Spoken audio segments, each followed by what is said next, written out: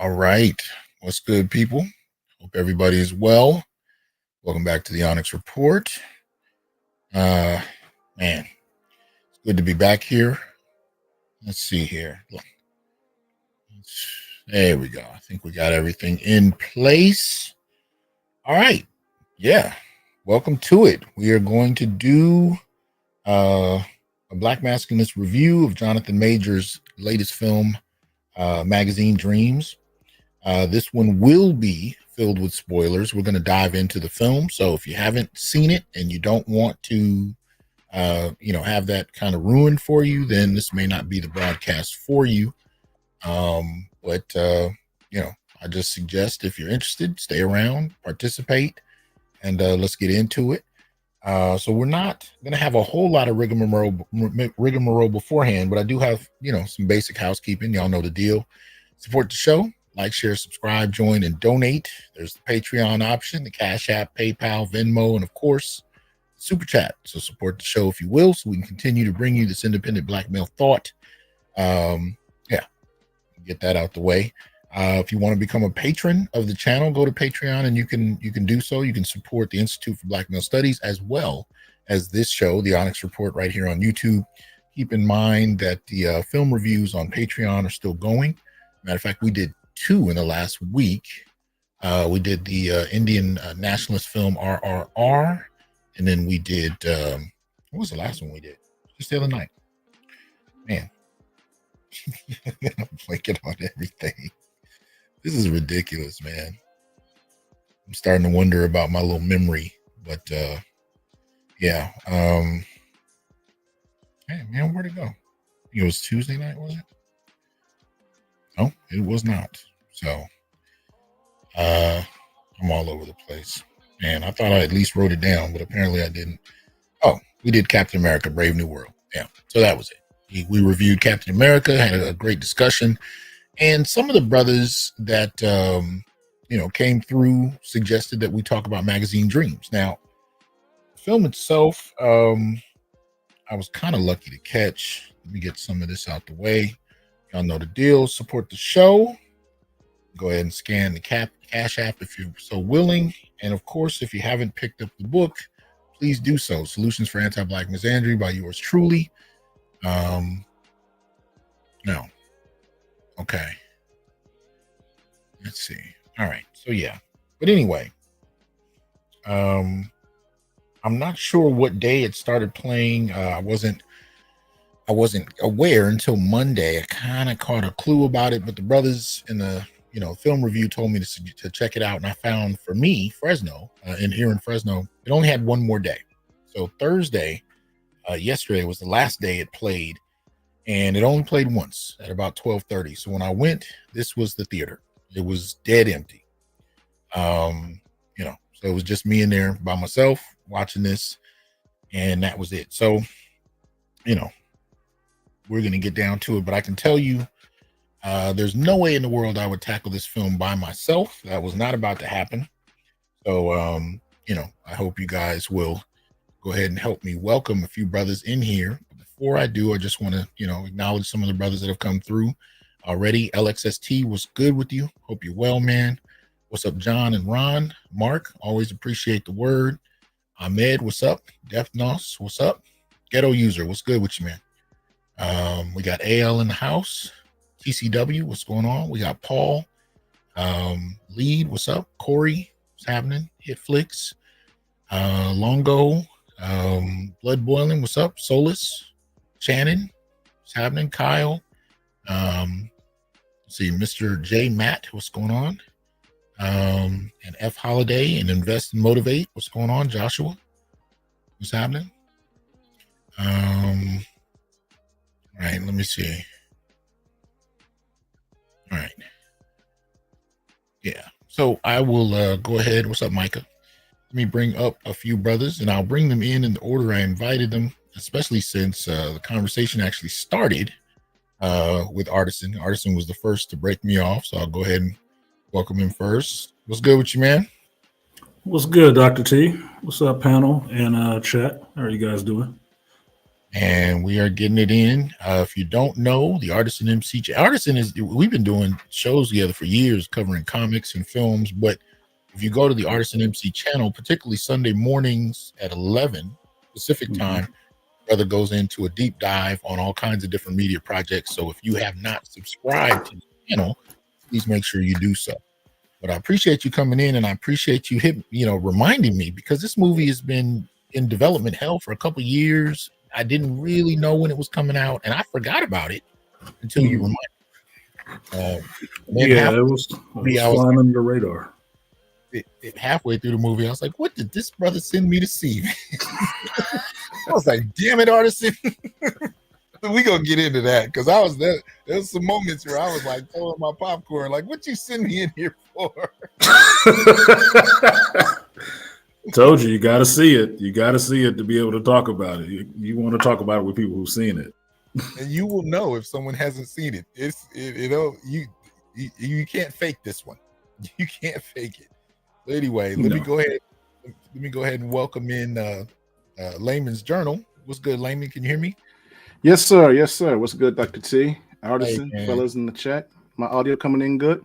Yeah, audio's good. Appreciate you coming through, man. Again, if you're not familiar, man, you need to subscribe to Layman's Journal's channel. The brother's doing some excellent work with film reviews, and I highly recommend you join his Patreon because that's where he does a deep dive, and his work has been phenomenal. So you need to check out Layman's Journal, subscribe to the channel, subscribe to the Patreon, and do that, But Layman, actually, I wasn't sure if I was going to do this show, man. Artisan and I talked about it before I saw it, and then I saw it, and I was like, I don't know if I'm ready for this. I don't know if I'm gonna do it. And that was, hey, man, I hadn't, because I like to see movies twice, but this one I definitely needed to see twice, and I only had one chance to see it. So I was like, I don't know if I processed it enough to do a show. And I saw Layman on Facebook, and he said he had just seen it, So I hit him up, and we had a conversation. I said, man, I need you. I need you, man, because this is not what I'm trying to cover myself. So he was kind enough to call, to take a late phone call, and was willing to come through today. So thank you, man. All right. Appreciate that. Now, the third brother I got to bring in now, Artisan mentioned this to me Wednesday during the film, the Patreon film review. He mentioned that Malika had seen the film and was excited about it. And I said, man, I got to get Malika in, but I didn't have his email. So thank you. Let me welcome Malika. Malika, can you hear me? Peace, family. Can you hear me? Yeah, man, we can hear you. Man, Okay. I apologize about the last minute invite, but I was so glad when I saw your name in there. I said, man, I got to get Malika through, because whenever he has an opinion, is the room gets quiet and we all got to take notes. So I'm so glad you were able to come through, brother. Oh, I'm glad. Oh, I'm giddy as a schoolgirl, brother. Man, like I said, because me and Artisan, Artisan, Layman, we all the film geeks. We are the black film geeks within our sector around here. And Artisan talked about the film. Right. And I said, all right, I ran to the movie theater on Wednesday, right? And me and another dude, we were the only one there. And now how you choose and you pick your seat because you got the stadium seating.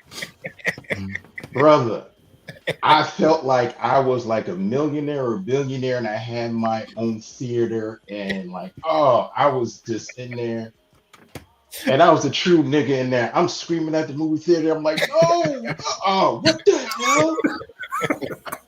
And I'm like, oh shit. And I had to put my hand over my mouth, but I'm like, oh, I'm the only one up in here, and this dude here. So, and it almost happened to me, yo. I almost had the Denzel moment in Glory with the one tear trickling down my cheek. It almost happened. It almost happened. Single tear. But I held it back. And Artisan, you were right. There were moments was like, the cringe meter was going up and up and up. And I was like, no. Yeah. Oh. Oh. It kind of reminded me of, you remember that show, The Office? Yeah. It's not a, now I'm not saying that this is a comedy by any means, but The Office had that kind of humor where everything was cringe. Everything was uncomfortable. This whole movie was uncomfortable. Like you could tell they wanted to be uncomfortable. Yes. I pictured the look on Artisan's face right now, smiling and laughing at me while I'm sitting in the theater uncomfortable. Like, wait till we get to it. Wait till we get to it. There you go. I was yelling. Yeah, I think I said that to somebody that the best way to see this movie, if you've seen it already, is to take someone who hasn't seen the movie and then just sit there and watch them. Don't even watch the movie, just watch them and see how they react to it, because real reactions will happen. I had talked to my mom, right? And she wanted me to tell her everything about the movie, right? So, as we're talking about the one main cringe moment. Oh, yeah. Well, I'll say that cringe apex. My mom was looking at me like I was speaking Greek or Turkish, and she just shook her head, and I said, "Yeah." She was done. And I said, and he's walking, and I'll let Dr. T, when we get to that apex cringe moment, brothers, you'll know what I mean. And it's just like, oh, wow. And that's saying a lot, because there was a lot of cringe moments. So that so we'll get to that. Y'all know how I like to start these. I like to start on IMDb.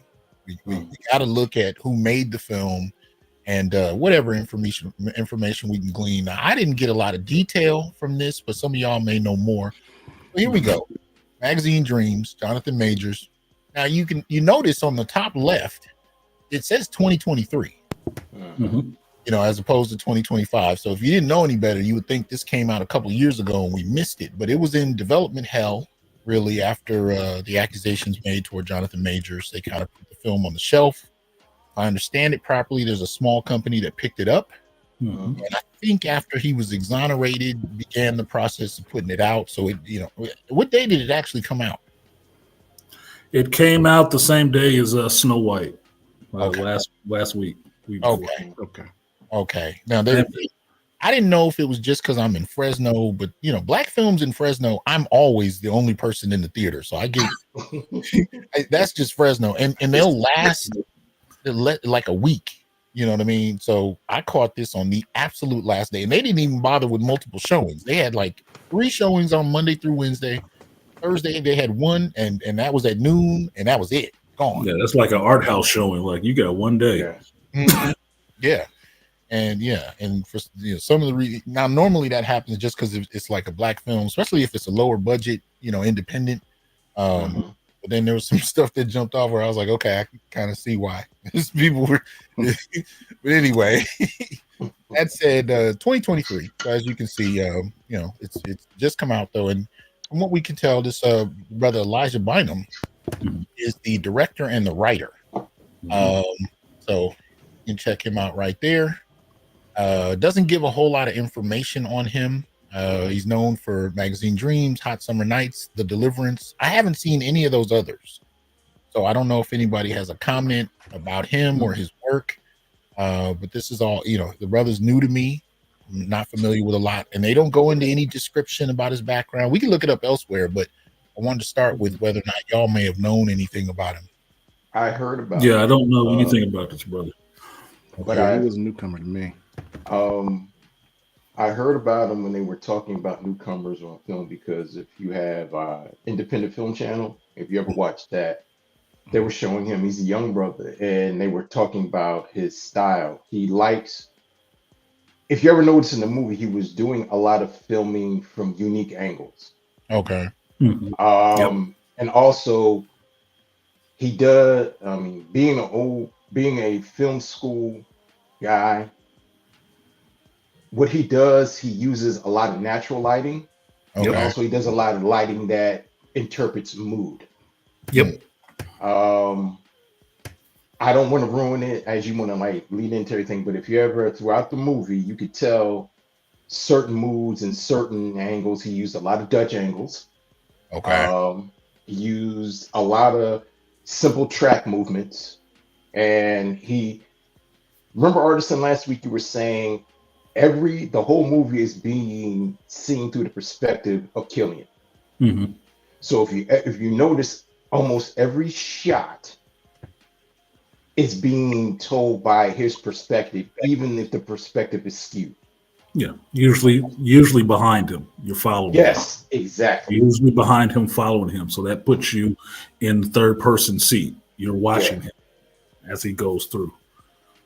Shout out to MS Delta for that generous donation. Thank you, brother. Really appreciate that. Now my mouse is dying, so I need to grab a battery. But if you guys would continue for just a minute, because my screen is kind of frozen until I get that together. But be right back. My apologies.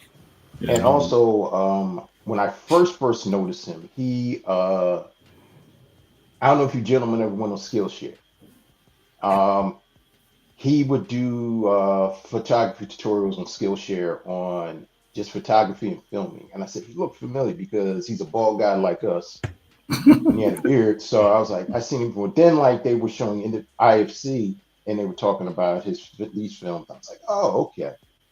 And then the name came out, and I was like, I hadn't heard of this brother before, but I did like what I was seeing in the movie with the choice of angles that he was using. There's one scene in particular that really sticks out to me that I thought was a really interesting choice. That he shot Jonathan Majors from below and right underneath, so you're seeing his face and whatnot while he's talking to his grandfather. I thought that was an interesting angle to shoot from, just to have the camera right there. I said, man, that's good because you can actually see what's going on his face, but it's just all his reaction from the lower point. And then the color was something that really, really got me because I noticed it starkly in some scenes, and that's what made me think of the movie Nightcrawler, because Nightcrawler did that as well. Yes. There were certain things that were really lit. Everything else might seem really dark around it, but it's really stark colors, two-tone colors in there. And it's ties back to the titles and stuff like that. I'm like, okay, I get it.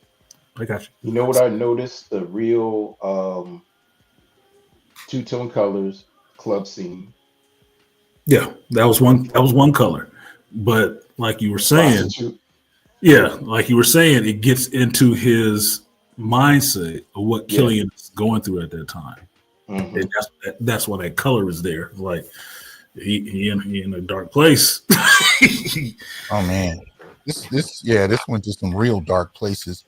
But just we can cast the the screen a little bit over some of the cast, just to kind of get a sense of some of the people in it. A lot of them I'd never seen before, as far as many of the characters, except for Michael O'Hearn. Yeah. Right. A couple of years ago, there was some talk about him playing the live-action He-Man. Oh, really? It's going to be Grayskull, huh? Yeah. Well, they passed on it. Obviously, they went in another direction, but that's the only cat that I think I was familiar with beforehand. So these are all pretty new faces to me. I can't think of too many people in the film that I'd seen before. Scroll up, Harrison Page and Taylor Page. Okay. Taylor Page played Axel Foley's daughter in the last Axel Hills Cop. Yeah, I didn't see that one. And Harrison Page, man, he's a veteran actor, man. He's played several cops. Remember, he was the sergeant in the Sledgehammer TV show. Oh, you going back? Yes.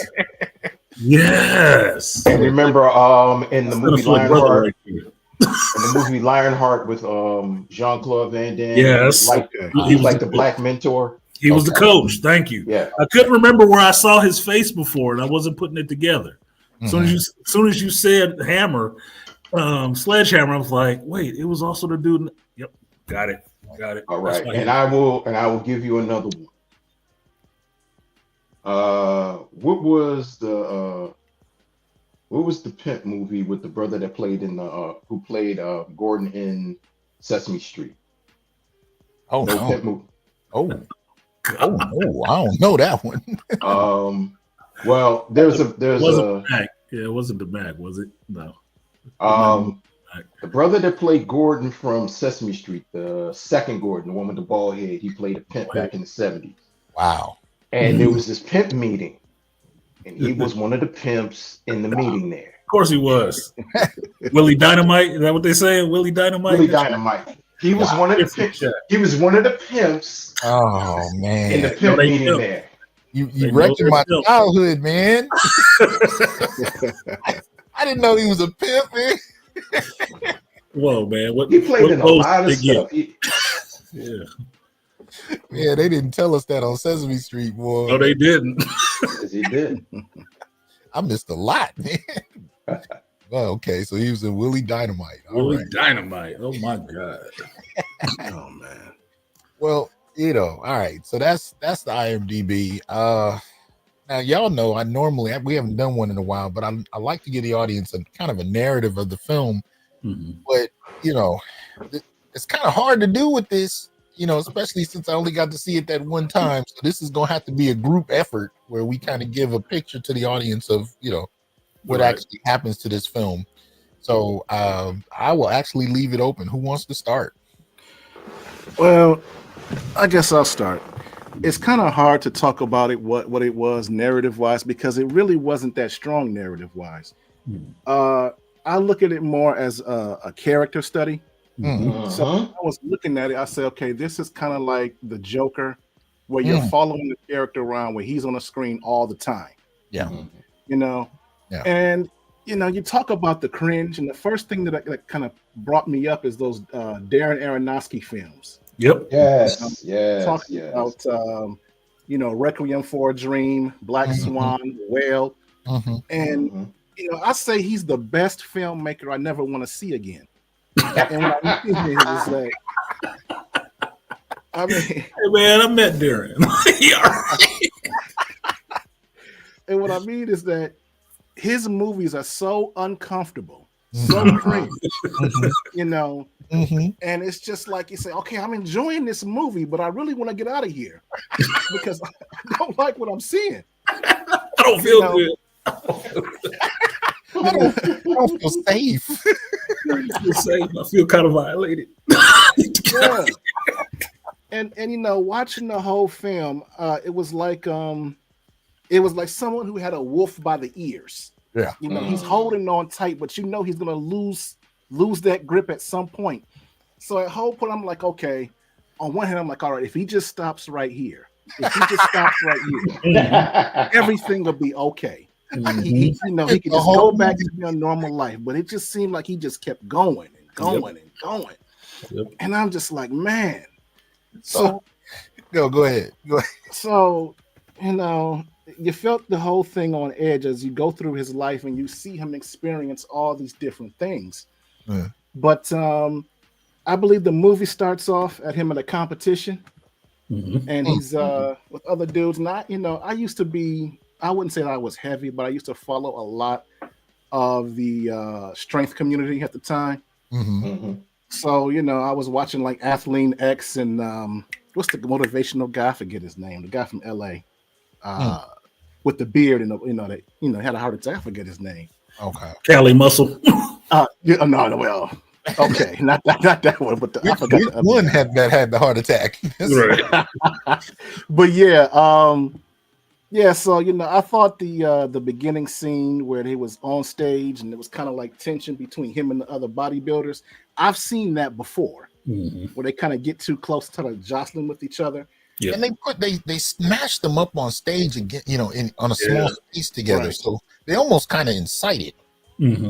I think the brothers are saying what you were referring to C.T. Fletcher. Yes, C.T. Fletcher. That's right. Yeah. But I thought it was good at kind of capturing that culture and the competitiveness. You talk about how it's almost like a cattle meet. I believe you were talking about how I'm a sports fan, so it's kind of reminiscent of the NFL Combine. Yes. Yep. These brothers up there and just look at their bodies. Yep. There you go. Yeah. We're gonna look at your arms. We're gonna look at your hands. Turn around. Let's see your butt. Stand this way. We're gonna measure you. And so they really did capture, just the marketplace of it, the way these guys are judged and criticized. But the whole film was just, like I said, I wouldn't say it was about anything per se. It was just watching this guy experience not only his interactions with normal people, but being in the world of bodybuilding. and it was, a lot of parallels between, like, I guess you could say, what women go through with the beauty industry and the pressures to have the perfect body and stay fit. Yeah. Well, let me add something. First of all, it's interesting to me when we talk about how the black body is talked about. Women kind of feel like they closed the market on that discussion. Right. Really, men don't say much, but there are so many different spaces where men's bodies are on the examining block that even men would probably, would overlook it. So when you mentioned the NFL combine, I've heard basketball coaches talking about bodies that way. And with bodybuilding, it was interesting because my father in the early 80s was a bodybuilder. So he would take me to Gold's Gym in Southern California. So I grew up watching bodybuilders. And there was a period of time in my 20s where I aspired to that as well. But I didn't even know about that side of it because I never got to the point of competition. But when you see those judges talking about the bodies and telling them how to flex and where to, you get that whole element of it quick. And the film reminds you that this is something that men, and black men in particular, experience in a lot of different sectors. This is not something, when you talk about it, when Artisan said the slave auctions, that's real. It's not just something that happened to women. It's something that has always happened to black men, and it continues. So I appreciated the film bringing that element of the sport up. Right. But anyway, so you're right. It starts with the competition. Anyone want to go from there? One thing I like how Layman said, we're dealing with a character study, but I want to mention like 4 films. Girl Interrupted, Winona Ryder, One Flew Over the Cuckoo's Nest, the 2 Joker movies, and Falling Down with Mike Douglas. Yeah. And I will include this one in. Now, all these are character studies of people having a psychological breakdown and dealing with psychological issues, but being told. And I would say, like you said, Darren Aronofsky's movies, but I would say Black Swan I would put in there to fit in with this. Now, Killian, let's talk about, like how you said, him being on stage. Automatically, you see his awkwardness because Killian, when you see bodybuilders pose, they're fluid, they're flexing, their muscles are flexing. Killian is flexing like a little boy. Now, I want to put a pin in that, little boy. He's flexing like a little kid where you're laughing at him and he's very rigid and he's forcing it. But now, mind you, he has a great body. He looks everything, but he's forcing it, but also he's bumping into other competitors fighting to show off.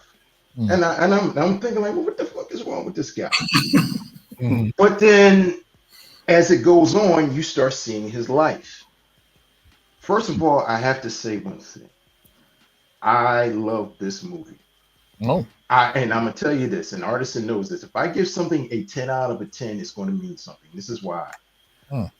Jonathan Majors has an uncanny ability to transform into a character, and he will give the character a certain intonation in speech, give them tics, body movements, and certain looks.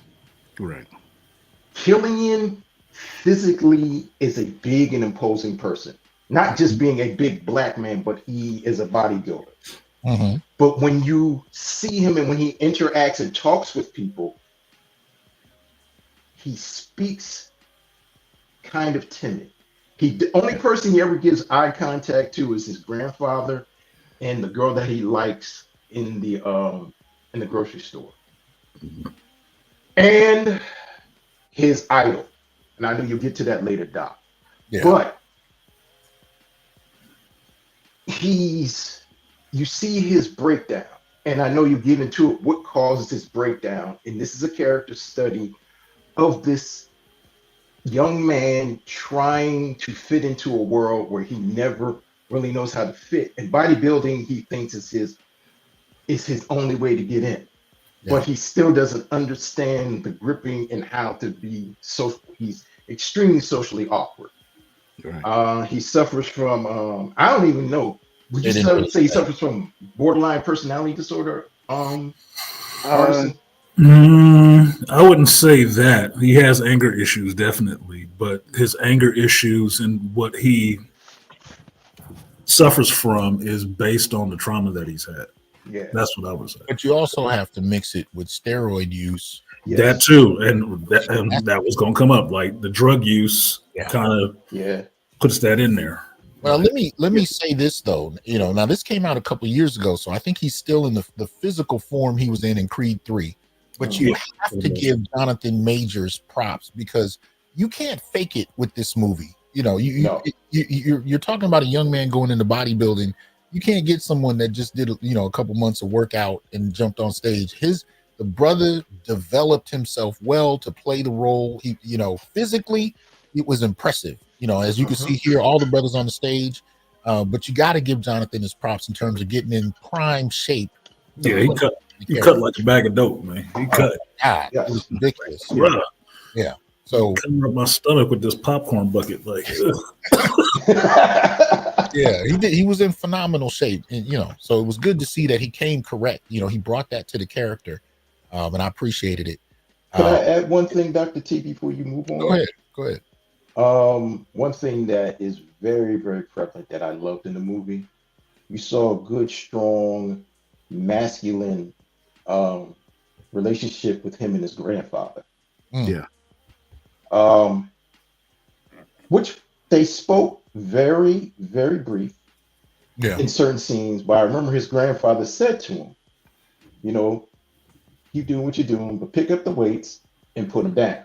Meaning like, still work out, but don't make it your life. And I like that his grandfather wanted to have life when the girl from his job gave him a call and like, Killian is, what'd you give me the phone for? It's a young lady for you. And his grandfather's like, nigga, get the phone. And his grandfather was happy for him. He was like, okay, all right, that's cool. Well, let's put it in some context just for clarity. So Killian, even though it starts in a competition, he lives at home with his grandfather, and he's taking care of his grandfather. He's his grandfather's caretaker. Yeah. So his grandfather's up in years, is having as far as we know, the kind of health issues that are associated with older men. So he's on pills, and so Killian is kind of taking care of him, feeding him, cooking for him, so on and so forth. Military vet, Vietnam War vet. So they live together, and then you could tell his grandfather has the kind of home a man of his age, retired, would have. It's not an apartment, it's not it's a nice little home, and that's what it is. And he has a job at the local grocery store. So just to kind of put the frame around it.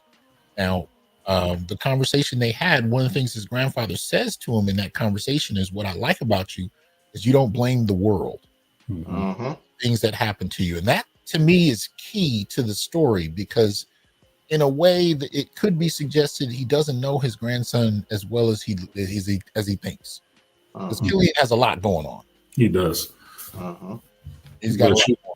Yeah, you never see the grandfather leave the house in this whole movie. So my thinking is he only knows his grandson by what he sees of his grandson and what his grandson has been through to get him to be there with him in the house. Otherwise, he assumes everything is normal because Killian acts like most of it is normal. But Killian is a bit off. Right. How he interacts with the world outside of his grandfather's house, because he has a tremendous amount of respect for his grandfather. Right. What he's been through and helped him with. But out in the world, it is really weird for him because he is really fighting to make a name for himself at something, to have something he can hold on to and actually be recognized for in some kind of positive way. Because to pick up where Layman had left off, the movie starts at a competition, and after that competition, you get what's going on with Killian, where he's meeting with his, social worker, and is talking about, his run-in with the police and stuff like that, and things that he's done and said to people, and you wonder, is he that crazy? Because he seems really calm, right now. And then you get to spend like a year in the life of this character about how he actually functions in the world. And that's when you start seeing him at the gym, taking a little bump, little nose candy, and the steroids in the butt, and then he in the gym just working out like a maniac. Like, dude, I know these dudes in the gym. Those are the ones you don't want to work out around. Like, calm down. Like, he one of them dudes in there. He on it. Like, oh, Jesus. Yeah, he's also alone. He's also alone. That's one of the key aspects of his personality. He's introverted. He doesn't have any friends, and I've seen those guys in the gym. Sometimes they work out in crews. You know, they work out together. They push each other. They challenge each other. He's in the gym by himself, and sometimes he's sitting there eating, watching other people work out together. But he's even in doing that, he's by himself. Can I remember that scene? He was seeing those brothers, guy that was helping another guy bench press, and he was looking at them, and he gets up and he kind of wanted to introduce himself, but then he stops and he turns back and he sits back down. And I was like, he has antisocial personality disorder, and he doesn't. I wouldn't say it's antisocial. He's hella awkward. He's socially awkward. He's socially awkward. That's the phrase too. Yeah. And see, the thing about the movie, and what I appreciated about Jonathan Majors' performance is that I saw a lot of the things I've experienced in my life. For example, with him taking care of his father, that was me and my dad in his latter years. So I appreciated that dynamic. But your dad was older, right? Right. My father, he was in his 90s. So as far as like feeding him, taking care of him, washing him, all that kind of stuff, I recognize that routine. But when it came to Killian's, whatever his situation is, I don't recall them saying or diagnosing him with anything. No, they never did. And looking at, I have a family member that suffers from, I wouldn't say suffers from it, but has autism. And I noticed a lot of the tics and quirks that he had, the heavy blinking, the fixation on topics, the kind of erratic rants that he would go on the things that he's interested about. Even the stuff that when he did this, I had to applaud because my theater was kind of quiet, kind of empty. But I noticed that sometimes when Killian would talk, he would do that quick huff. Yeah. And I said, that's it. That's perfect. So I thought that maybe he had some type of autism or, that was maybe, made worse by the cocaine use. I'm sorry, the drug use and the roids that probably enhanced his condition.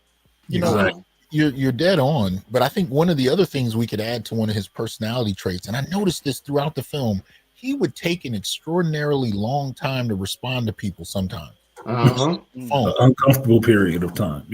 Like, so when he gets on the phone with people, they would say hello, and then it would just be this long silent pause, and you're kind of thinking, even as a viewer, this is a lot of empty space for a movie. Like, he would just sit there and not speak for the longest. And I remember thinking I would have hung up by now if I was the one calling him. And that's what made me think he was on the spectrum. Yeah, that's what I said about this movie. That I thought he was just on the spectrum. They never diagnosed him clearly with what it could have been, even though people have talked about it that he had a sickness. It's like, was he sick or was he just odd? Because to me, he's just odd. He could have had a sickness based on the lengths that he went, but that comes from not being able to regulate yourself and deal with life as it is. But he's functioning. He has a job, so. But throw in steroids, and then throw in the threat of being a big, strong black male. Yep. So he's feared in a lot of places just on the strength of that. But then when you add in odd personality, hyper aggression, and physicality, all of that is a recipe for a problem. And to be honest with you, I kind of thought he was going to end up getting shot by some cops halfway through the movie. Just you and me both. We'll get to the scenes with cops, but I wasn't even responding to those scenes. I was thinking he's going to mess around and get shot before I ever even saw cops in the movie. Right. Because of those things. We also hit another thing, unresolved physical and mental trauma to him too. Yeah. Which happens to a lot of black men. What part that I related was the alone part, because as black men, nobody cares about us when we have pain. Being a person that was molested when I was young, you keep that quiet, or any form of abuse, you don't want to say anything, because if you say something, you feel that your family's going to say something. I know from his abuse, his grandfather knows it, but there's still layers under that abuse that he still has, that he still suffers from. And he also suffers from PTSD. Yeah. And he doesn't have the coping skills or the skills to really know how to handle. The only thing that he has is weightlifting. Because he uses that as a facade and a placebo to cover up his pain, because he believes, if I make myself into this great figure, people will recognize me and people will see me for a great person. And because the thing is, he's working the outside in, not the inside out, because he doesn't know how to deal with the pain, the suffering, the trauma that had accumulated ever since he was a little boy. Well, and they do tell us relatively early on that part of the issue, the source of his trauma, is that both of his parents are dead. Mm-hmm. And from what they tell us, what is it? The father kills his mother and then kills himself. Murder suicide. Murder suicide. When he was a little kid. Which is why he's with his grandfather. Yep. So you have that initial trauma, and one of the things we see him early on doing is working at the store, and then coming in on an off day to buy groceries. Mm-hmm. So as far as that's concerned, obviously he needs the groceries, and that's one thing I will say, they go into detail in showing his eating regimen as a bodybuilder, and they talk about how much he eats and how often, which is real. That's part of that life. But he's also there because there's a young lady that works at the same store that he's interested in. Does anybody want to tackle that? Yeah, I can tackle that. I mean,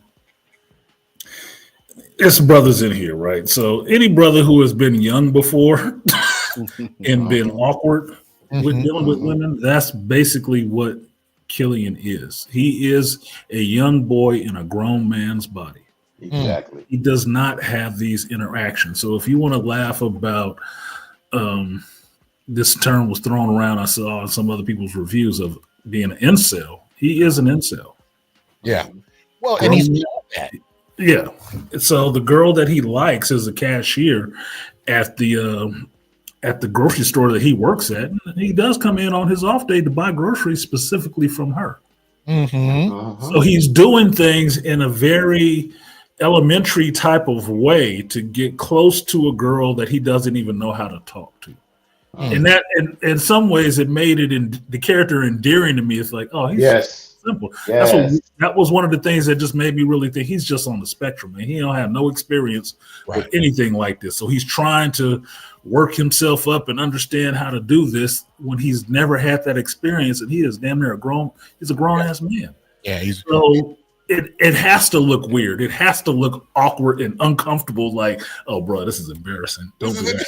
Like, don't do that, bro. You got to be smooth. You ain't got no cousins and no uncles. Jesus, like, don't do that.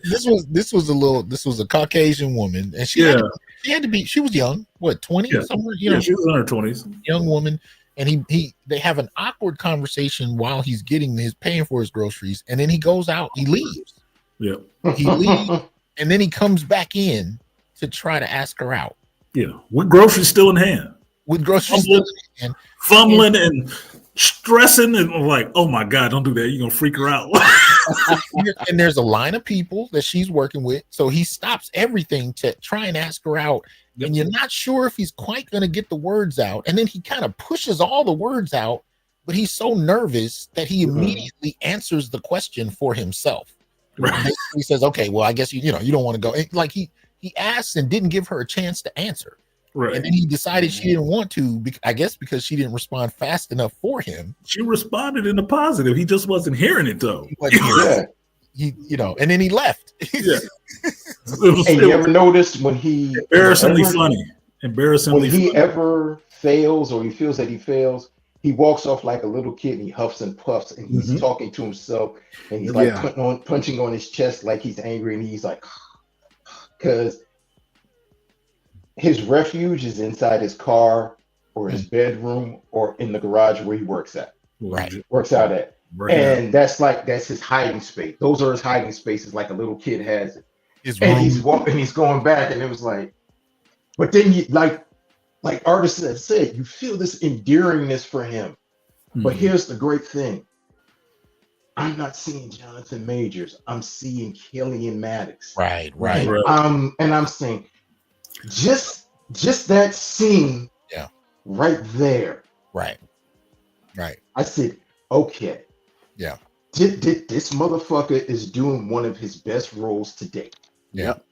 And by him just doing that, and can I tell you something? Everything from how the way Killian dresses, everything from how the way Killian, because when I saw the previews, I said, is this like a period piece from like that's what I was thinking. But then I saw him and I was like, no, it's him. Yeah. Everything else is modern. He's a throwback. He's got some baggy jeans on. He's got an old leather NASCAR racing jacket on. He's out of step. Yeah. Weird things to have sweatpants on, a button-down shirt, and a sweater over top of it, and it's half tucked in. And didn't he have a fanny pack on at one point? He have a fanny pack on, and he'll carry a 2-gallon water jug with him with his name Killian on it everywhere.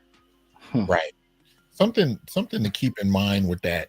Physically and even down to his hairstyle, he looks exactly like the character he plays in Creed 3. But going to your point, Malika, about his acting ability, at no time did I think of Damien from Creed 3. No, not at all. Exactly the time I thought of him as Kang.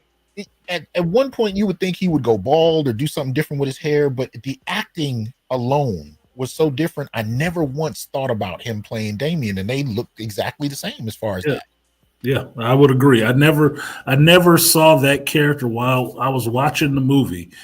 Seeing Jonathan Majors on screen, I never thought of one of those other characters at all. Even Victor Timely, goofy acting self, or He Who Remains, I did not see that character at all. Nope. That was one of the things I was looking for from him, because I know that's one of his strengths. That is his strength as an actor. Like, no, that's not him.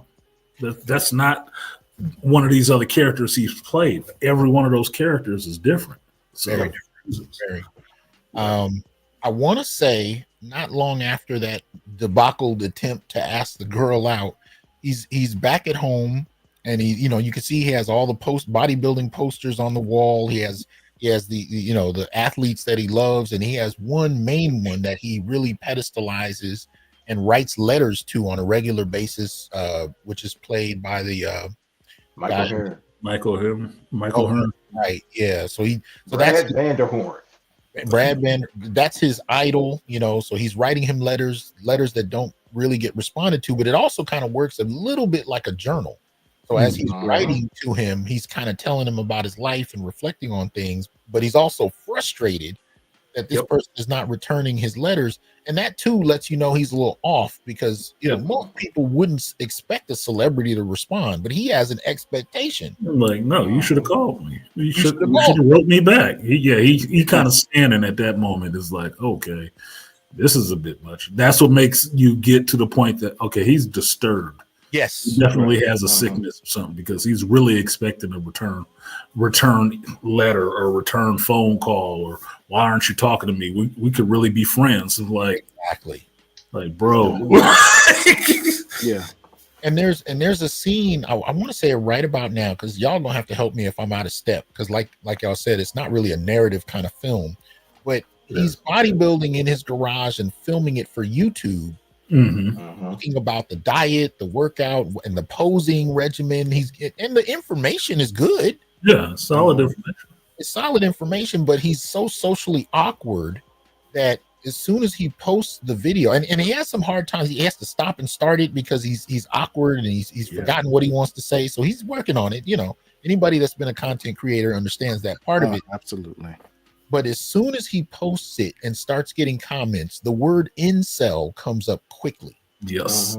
And it's tied to suicide, because they're saying, why hasn't he killed himself yet? Yeah, because that scene when he's recording himself, he has that what seems like a heart attack on camera. God, yeah. And he never shut off the camera. The camera was on the whole time. And that's why the comment section is like, why hasn't he killed himself yet? I didn't realize that at that point that stuff was going out live until he started reading the comments. Like, he was doing that live?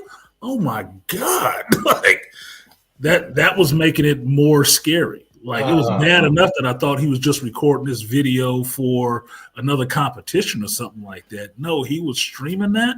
Oh my God, dude. Yeah, you having an issue when people was out there, it's the internet.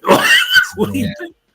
Don't throw that kind of red meat out there, boy. They do not. But then that's the problem. He has no awareness. No. He has no social awareness. And he's not realizing that he's just doing. He doesn't understand, if I do this, this makes me look bad. He's trying to get his name out there. He's trying to get his name out there, but not understanding what he is doing. Yeah, it's getting his name out there, all right, but not in the way that he wants it to. And that's one of the things that makes it tough. You feel for this character a lot because you see him making attempts and strides to do things in a right way to progress his life in the direction that he wants, which is what you want to see. He has a dream of being this bodybuilder. He's working towards said ends, right? Right. But the failures that come along the way, the missteps and stuff, is like, crap. Like, I feel for you. So him doing something simple is, I'm gonna record this video and put it up on YouTube, and he has a freaking heart attack on video. It's still posted. Like, oh shit, dude. It made it tough. Let me jump in on this.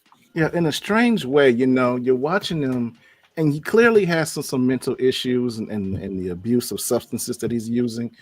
But at the same time, and you talked about Malika, him being a child, the way he posed, and the way he interacts with people, and the way that he lives in his own head and doesn't have that practice of having dialogue. But on the same time, you almost feel as if the environment that he's in is also the villain.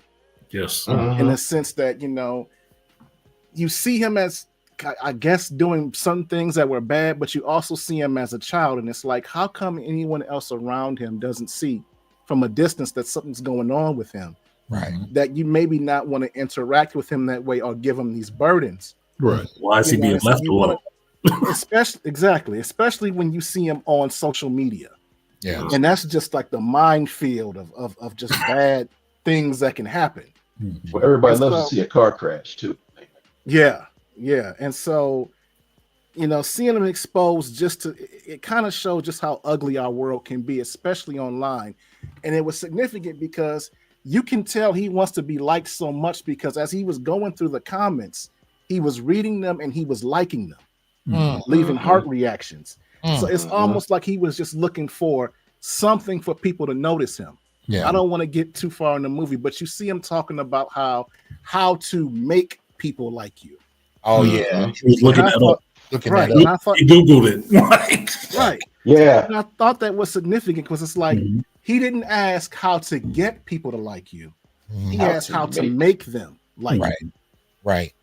And I met guys like that, and I remember, because I was thinking this throughout the film, I wish somebody would just hold him down and just kind of talk to him. But when you actually get around guys like that, you actually feel this moment of, he's unpredictable. You don't know what he can do. Yeah. And he can become a threat to you or anybody around in a moment. So you almost, you don't really know it till you get around him, and you just kind of like, I may not be able to hang with this dude because I don't, he's not stable. Right. He'd show up at your house and be waiting for you, which I just figured we could go out and do something. Like, all right, Kelly, calm down. Well, can I go on what you just said? Can I go on what you said right there, Artisan? Go ahead. Remember, now the girl calls him and plans a date. And she said, and she says, well, would you like to go? I said, what are you doing tonight? And she's like, slow down. Yeah, because he said the place he named was the such and such inn. Like, she was like, slow down, cowboy, or whatever. I'm like, why is he trying to go straight to the telly? Like, what is he, a Z? Like, but it turned out it's a restaurant. It's a restaurant. I was like, oh, okay. That's what I thought it was. I thought it was a hotel when he said inn. I was like, and she said, I'm free Thursday. And he's like, okay. Yeah. Now, when he dresses for that date, you thought he went through a fire sale at the Goodwill, but you had to give it to him. He looked like Isaiah Bradley showing up. Exactly. I mean, for a different year. I saw that tie. Wink Martindale wore that on Tic Tac Doe back in 1977, man. Yeah. And that sports coat that looked like your parents took you the first time when they went to go buy their first used car, and slacks. If he walked any fast, it would caught a fire. And I was like, oh my God. But you had to give him props because he came dressed for the occasion. But now, if you look at how she was dressed, she was dressed very casually. So you could kind of tell that he was still a little out of step, because what I would say is his fashion influence was probably his grandfather. It was. Yes. You know what I mean? Whereas she came in very casual. So even though I thought he looked good for the date, he was still out of step with, fashion. Yeah, fashion wise. Yeah, he was disconnected a little bit. Now I will say about her, just to put it in context, and we can talk about the date from here. She had a genuine like for him. Yeah, she did. You didn't get the impression that she was trying to hustle him or trying to do anything to him. It was a very innocent kind of, almost a childish kind of "I like you" kind of vibe, but it was genuine. It was genuine on both fronts. I'll give them that. She was there in good faith. I'll put it that way. Yeah, she was actually interested. You got to put that in context before we talk about the date, just so people understand how it started. But if anybody wants to lead off on the date, please do. Yeah. Go ahead, I really like the casting of the actress, because a lot of times you watch Hollywood and they kind of don't get it. Like, they want to show you normal people, but they have, like, typically, if this is a typical Hollywood movie, you would see some 6 foot tall blonde bombshell working at the cashier. Right. It's like, this chick don't belong here. Yeah, some genetic lottery winner at the cashier station. Right. It's like, come on, this ain't it, fellas. She'd have a sugar daddy. Yeah. But she looked normal. She looked like a plain Jane. She wasn't overly tall. She wasn't overly cute. She was kind of chunky. She looked like the average person. Right. And I thought, I didn't know, I liked her for him because she was very patient with him. Even when he was asking her out and he was talking fast and he was talking awkward, and she was just kind of like taking all the information in, and he was just just kept going, but she was still trying to hold his hand through this process. Right. And so she takes the initiative. She goes and talks to his boss, gets his phone number, and calls him. Yeah. And so she says, we can go out. And I kind of like the fact that I don't know if her character had any experience with that, or maybe she just genuinely liked him, but she really gave him a chance to be her boyfriend. And she was very patient through all the things that he was doing. I don't want to get too far ahead, but with him starting off about his parents dying, or the way that his parents died, he threw it at her. Yeah, just real fast, right before the waitress came up. Yeah. She's sitting there trying to process this, and he's in the midst of, while she's trying to process this, he's ordering all this food. Yeah. Like he normally does. Again, he doesn't have the social skills of understanding this is a social setting. This is a date. It's not about the food. It's about the conversation with the person that you're with. Right. So you can see the lack of experience there. But even still, she's trying to just hold his hand through this whole thing. But that's what made that the most awkward to me, was that she was there for him. She was actually into him, because she showed up on the first date not really knowing this dude, and she touching him and everything. It's like, man, she ready. She good. She good. And mind you, this is a guy that does not like to be touched too. Right. He has a Christian Grey kind of situation going on, where there's a problem with him touching, from his trauma. But he slowly, this is where it gets in that he is just on the spectrum. He doesn't understand that while she's joking and he's joking, and then he just drops the bombshell like, yeah, my father killed my mother and then killed himself. And she thinks he's joking.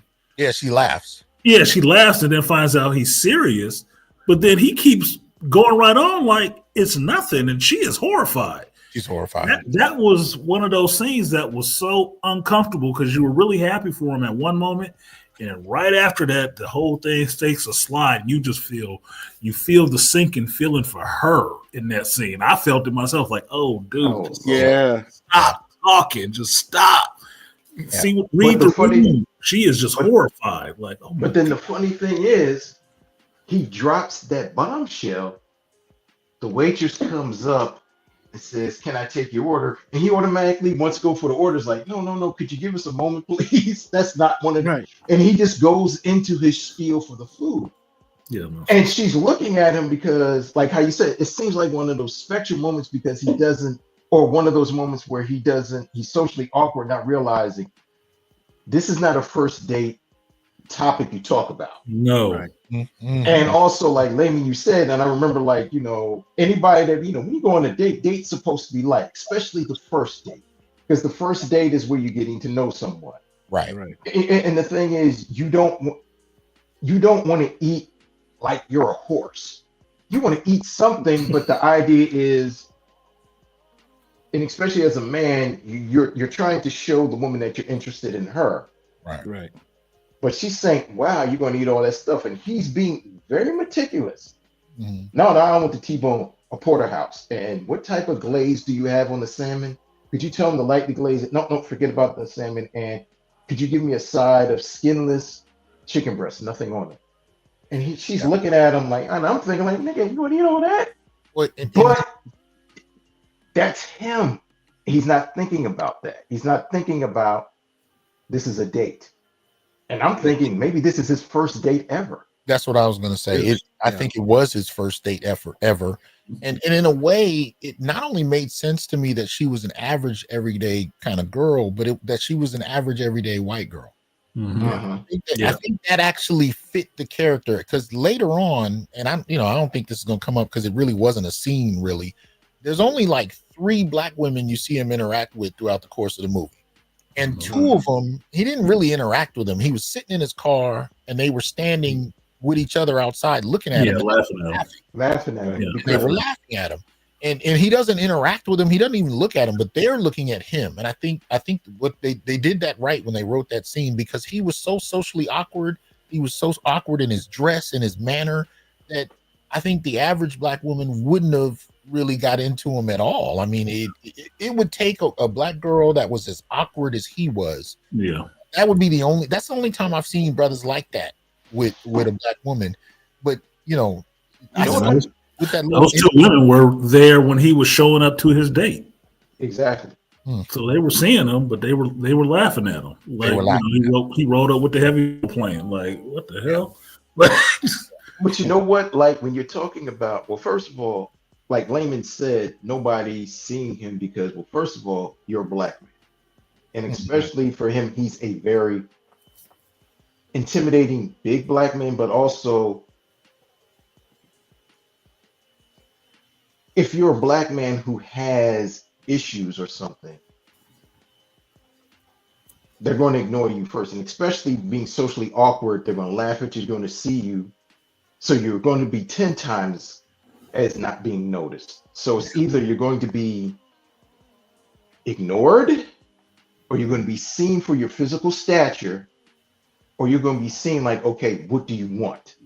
Yeah. So that's where you could see the dichotomy was here. But this, like you said, she's just a normal white girl.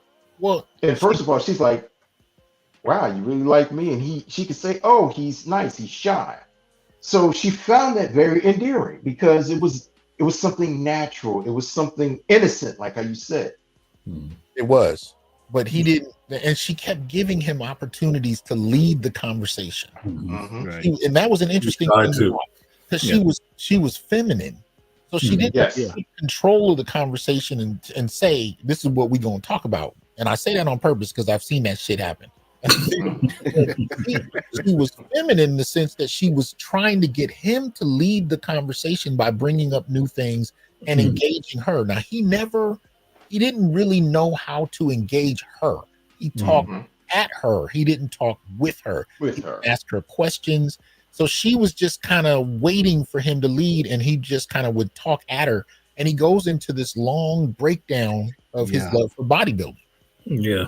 And what needs to happen and what you need to do. And that's where we kind of get the first introduction of bodybuilding as something that he can be remembered for. Right. His passion. You know, but if anybody wants to bring up, because I don't remember a lot of the detail, but it was this long soliloquy. Oh, remember she had asked him, "You're eating all that food," Mhm. and he said, "If you don't," he said, "if you think I eat much, you need to see how much Brad Vanderhorn eats." Yeah. And she said, "Who's that? She said, "Who's Brad Vanderhorn?" He said, "Oh, that's my friend." Yeah. And she's like, "Oh, wow," and she's asking him questions. He says, "No, well, he's a guy I write to," and she looks at him like, "What do you mean you write to?" Right. Well, you know, he hasn't, you know, I write to him every now and then. I tell him about my life. I give him my phone number. He hasn't wrote me back. And that's when she looks at him. She's like, "What the hell?" Like, this motherfucker crazy. Like, Then he Yeah, starts going definitely. in and he said, you know, he's one of the best bodybuilders. He said, "You ever heard about him? He's won Mr. Olympia. He's been on cover of Muscle Fitness, been on cover of Iron Man, been on the cover of this, that, and the other, and he's won this and won that." And she's like, "Okay, wow, that's good." yeah. And he says, "You know, I'm going to. to be on a magazine." And she's like, "Okay." And then he starts talking about his workout, and that's when the camera zooms in, and his face becomes so robotic, and he just starts going into sound. It doesn't come from passion; it goes to obsession now. Yeah. Right. Yes. And if you ever notice her body language, the actress, her knees start tilting to the side of the opening of where they're sitting at. Yeah. And she has her hand on her face, and I'm waiting for it. I'm She's shrinking. Wait for it. And she said it, and it was like I was counting down from 10, 9, 8. Would you excuse me? I got to go to the bathroom. And I just shook my head, and I said, "Damn." Yeah. I knew at that moment, I knew she wasn't coming back. But yeah, exactly. but before the soliloquy, when he's talking about Brad or whatever, the bodybuilder, remember, he almost ridicules her for not knowing. She didn't know. Yes. Yes. So, and that was because he introduced it as a friend, and then there was this transition for, you know, this is a professional bodybuilder that's, you know, that's well acknowledged, but he almost, and I don't think it's intentional because I don't think he's socially savvy enough to do it, but he almost ridicules her and berates her for not knowing who he is. And you could see the discomfort on her face, Right. not knowing, and he's almost drilling it into her. How do you not know, you know? And and I'm like, yeah, this is going to go downhill from here. Yeah, it's a quick slide. Yeah, that's exactly what it was. That, and I thought the actress played that scene so well because you see her physically shrinking in that booth the whole time. He's just drilling her about who Vanderhorn is and why she doesn't know and all that. She is a shy person, like he is a shy person, and he is just really just destroying her with just verbal vomit at that point. She's looking like Malika said, she was counting down. Like I'm sitting there thinking she gonna leave. She gotta leave. Yeah. She gotta leave. She cannot sit there and keep taking that, dude. It's just like getting hit over the head with the whack-a-mole stick. I'm like, it's just happening right in front of your face. It's uncomfortable, but it's like, man, I feel for her. She gonna run. She gotta run. Yeah, I was excited that she got away. Yeah, right? Because like I said, the all movie long, you're on the edge. Like, okay, this is when he's gonna blow up. This is when he's gonna fall off. Yeah. And okay, how's she gonna make her escape here? Right. Because you know, where's the exit he said, sign? you need to get out more if you don't know about who he is. And I'm like, okay, he's going there. Yeah. And I said, okay. You know, when she finally said, I have to go to the bathroom, I said, okay, good. You know, I can breathe. This is not the moment, but she's got away. Yeah, she got a chance. The waitress comes back and tells him, you know, once the food is on the table, he's not eating any of it. He's waiting for her to come back. Right. And the waitress lets him know that she had to leave for a family emergency. And they creeped up on him to tell him that. Yes. Because the waitresses were scared of him. Hold on. Whoever's got the background noise, you might need to mute your mic. Sorry about that. Okay, go ahead, Artisan. What were you saying? I was saying that it was interesting that the waitresses creeped up on him as well to tell him that she left. It's like, so the waitresses were scared of him too. Yeah. Even though he's just sitting there. They were kind of intimidated about, oh, she said she had to go. She had a family emergency. Now, he's not he's not simple enough to believe that it was a family emergency, but he acknowledges it like, okay, yeah, family emergency. Yeah, she did tell me about that when she went to the bathroom. Right. To try to save face a little bit, but he understands what it is. She left. And then he ordered a whole bunch more food. He ordered some more food to go. Like, oh my God. Like, what type of food though, Jim? Yeah. Hamburgers is comfort food. Comfort food. Fries. So he starts self-medicating. Yeah. He starts self-medicating with comfort food and junk food. Right. And here's the great thing, how the way you saw him eat. He was taking big bites out of the hamburger and just eating and cramming onion rings in his mouth and taking this apple pie out of mold and just drinking. And I was like, and I was like, wow. Now, this happens for the rest of the film, really, but up to that point, it's jarring because he's so disciplined up to that point that you don't expect none of that. Mm-hmm. And then just to see him scarfing down burgers and onion rings, it was just like, whoa, that was a major psychological kind of moment. Yeah, it was a break. Because he was so disciplined all the way up to that. Yeah, because he ate a lot of calories. He said he ate like 6,000 or something like that calories a day. Yeah. So that's why he was buying all the damn groceries and stuff like that.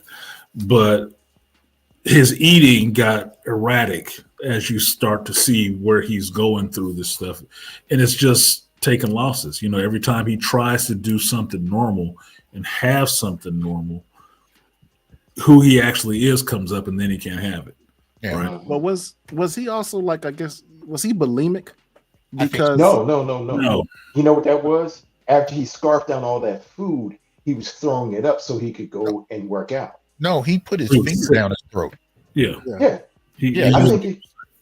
I think he was throwing his finger down his throat. So I do think he was doing that on purpose. Yeah, that's what I was saying. He was throwing up all that food he had ate from the restaurant.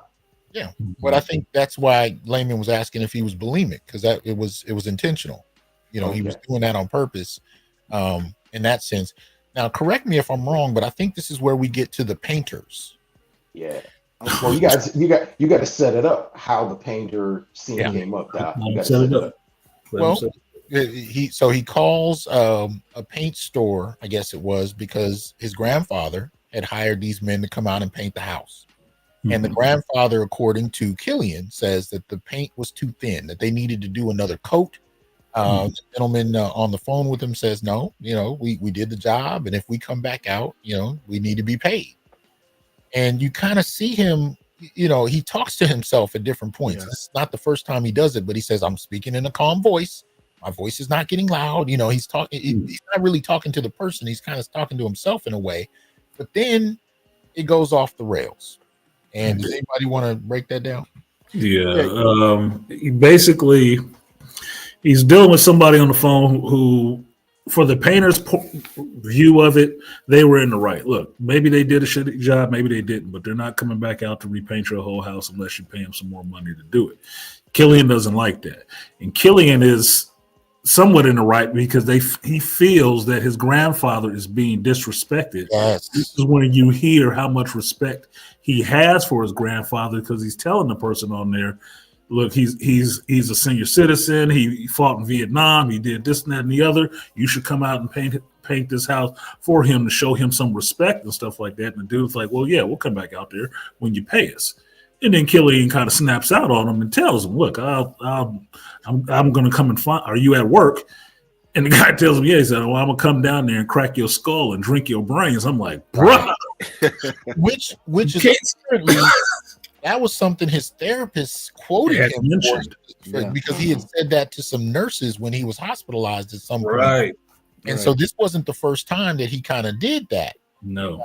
But he's doing this on the phone with this gentleman. So, he's talking about his grandfather being a Vietnam vet and, how much respect he has for him. But he's clearly off the rails. Yeah. This is when we first start seeing that. Yeah, it set him off. And you hear him muttering, "We say, I'm control of my emotions. My emotions not control of me." Right. So I said, this is probably something he's done several times before in the past. Yep. That he's had some type of treatment for. And, you see him, of course, take up for his grandfather, which I think was a kind of a stabilizing presence for him that kept him from really going there. because even when he was back with the therapist and he was questioning whether or not he was stable enough to take care of his grandfather, and that's when he kind of like focused in and trying to say, okay, I got to do this for him. Right. But you see him building up because, you know, his grandfather is like, you know, almost like an idol in his life. Yep. And it's like, you're coming after this man that's been taking care of me. You're coming after this man that's my idol, and you're disrespecting him. Yep. So now, because you're doing this, I've got to go down there and teach you to be respectful of my grandfather. Yep. And that's, you know, you see it pick up with the whole drive over there with the loud music and erratic driving. Yeah. And I said, okay, Yes. here we go. But what kind of music? It was metal music. Heavy metal. Yeah, death metal, you know. Yeah. Which Long again, screen. which again is not something you normally see a young fit brother listening to. So he's kind of, you know, he's a little different. So, you know, but he's headed full speed to this store, and by the time he gets there, it's night and it's closed. Anybody want to deal with that? Yeah. Well, go ahead, Malika. First of all,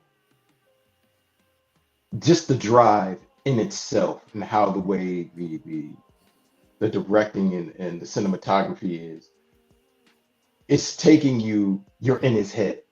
Yeah. How the way the driving is, how the way it's going, because you're in the car with him. Like it's going from two scenes. It's like you're back in the passenger side or you're in the back seat. And the way Jonathan Majors is driving, he has no seatbelt on, and he's driving like a 97 Ford Taurus, and he's rocking back and forth, and he's talking to himself, but he's not talking. First of all, the whole speech pattern of Killian is not like a black man. It's like a very articulate young kid. And he gets out, and even when he gets out, he doesn't even walk like a black man. He walks this very weird, tight stride, and he's huffing and puffing, and he yells. This is like even when he yells, he doesn't even yell. He doesn't have that black voice. He yells. And then he just starts breaking the glass like it's paper. Yeah. And he's breaking the glass and he's going in. And I'm like, what the hell? And I said, damn, Roy Rage. And that is one of the biggest display of Roy Rages you ever see. Yeah. And he starts knocking everything around. And he just breaks the first two front windows in this show. But then I'm waiting for an alarm come off. And I'm looking in the CCTV cameras out. And there's a little woman, there's a woman and her dog, and they're both looking at him like, who's this fool? And he says, they should have came back. And he's just yelling at the spiel. And he's and bleeding. then He's bleeding. Yep. He's broken all of that glass. But go ahead. And then he keels over, and we think he's having another heart attack. Right. Then he gets in his car and he starts driving off erratic, but then he drives around again and he gets into a car accident.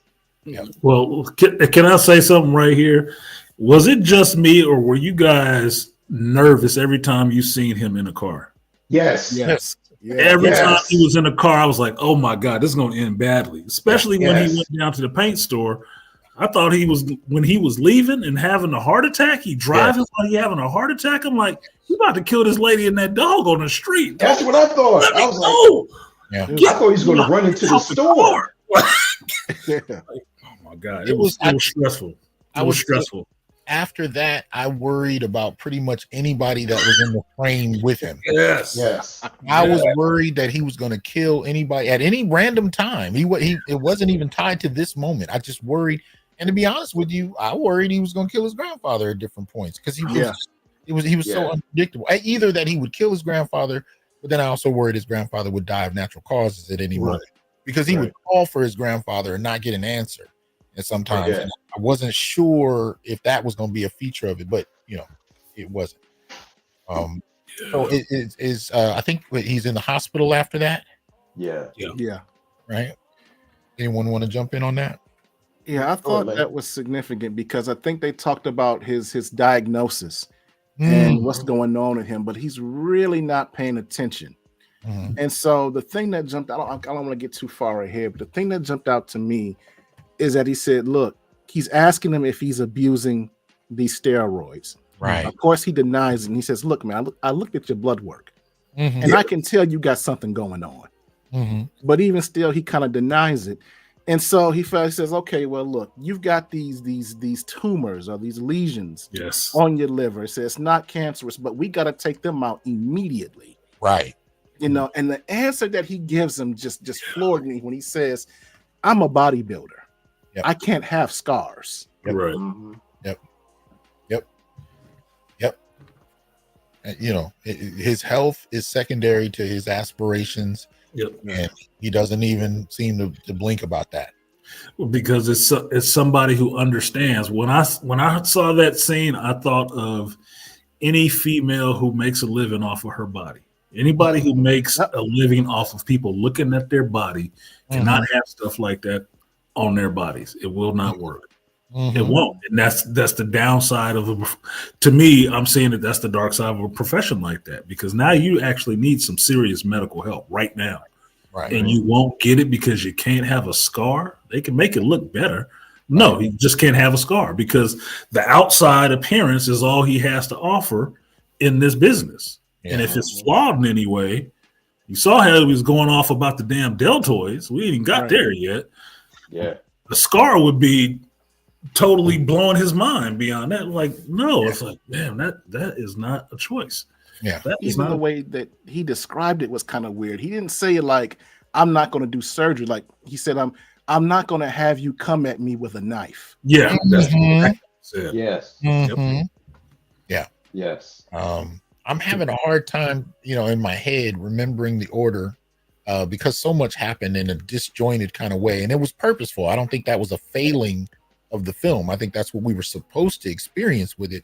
But, you know, I'm just letting the audience know sometimes it's kind of hard to give you a narrative because it was just disordered on purpose in a way. But, it goes straight through, but you're following events in his life. That's all it is. You're just following events in his life. It doesn't seem like it's actually leading you to one thing because like a competition comes up. Well, you didn't know ahead of time that it was coming up in so much time, unless you remember when he was sitting down for the dating and said, hey, I got so many weeks before this competition shows up. And then the competition happens and you know, okay, well, this much time has passed. That's all it is. That's why it's more of a character study than a straight narrative journey. Yeah, because you might know a signpost is coming up, but you're not seeing it when it comes up and passes you by. So you have to remember the events of his life as opposed to what's supposed to be going towards in his life. I remember from there he sneaks out of the hospital. You know, when nobody's there, there's only a janitor in the hallway, and you see him. You know, he sneaks out, and he still has the hospital garb. He has his clothes folded. And he just kind of grabs them and sneaks out the elevator and leaves from there. I don't know if we go straight to the beating or what happens after that. Is there anything? Yeah, it's the beating is after that, because after he leaves the hospital, he goes back to working out. And now you get the time jump ahead to, you know, he's been working out and this competition is coming up. Right. And he's leaving that day to go to this bodybuilding competition that he was, you know, excited to go to. And when he gets outside, these guys pull up. Remember, and this is Afro National. This is when he tells his grandfather, make you proud of me. Right. Right. And his grandfather says, already was. Right before he leaves, right, for this competition. He gets outside to his car to get to the competition, and these guys jump out of a white van. Right. And they ask him who he is at his car, and he said, yeah, it is. And three guys yoink him out of his car and start beating his ass on the grass with a lead pipe. Well, it's the painter's son and some of his friends. Yes. For tearing up the painter's shop. They came to whoop his ass. Yeah. Because he had gave them all the information. They knew who he was. Right. They came and they worked him over. Beat him bloody, badly. Yes. And what he does, after you have this scene in the hospital with him turning down surgery, you see he doesn't give a shit about his outside appearance, his body necessarily. He's trying to get to this competition. Right. He gets beat up, bloody, dazed, confused, gets in the car, which I'm having a heart attack about myself, and drives to this competition. Yeah. and performs in the competition, beat the hell up and bloody. It's interesting. As soon as he gets there and he's walking in the building, he's starting to take clothes off, and then you hear them announce his name. Yep, he's supposed to be on stage at that moment. Yep. So he's moving, trying to find where the stage is while he's getting undressed, and he gets on stage in a pair of socks. Yep. And his bodybuilding trunks, which is awkward as hell because those guys, that's all they wear is the trunks. So he's in there in socks in his trunks, and he's bloody and he's bruised, and everybody puts eyes on him while he's moving through the hallways. Is like, God dang, like they're just freaked out, and he gets on stage and nobody knows how to process this. No.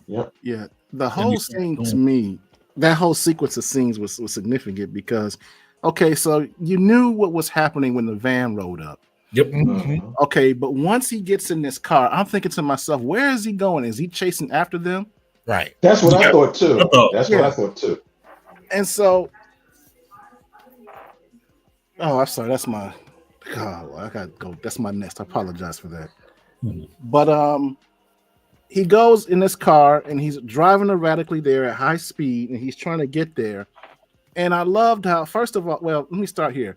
I like how it was directed because you're following him through this corridor to get to the stage, and you see the way everybody's reacting to him. And like Dr. T, you were talking about, you really didn't see his face after the beating. So you're kind of wondering, like, is he disfigured now? How bad is he beaten up? Right. And everybody's just in shock. You send everybody else. They try to help him. They try to stop him. Then they just say, you know what? Don't stop him. Just show him to the stage. Yeah. Just whatever he's on, I don't care. Just keep him moving. And because they didn't show his face, that whole sequence, and the way people were responding, I didn't know if his lip was hanging off. Like, expecting something incredibly gruesome, but I mean, his eye was balled up. He got hit in the eye. Other than that, blood from the head. Like, it was a beating, but it wasn't as gruesome as I thought. But it was still bad. And then I think didn't he have a heart attack on stage?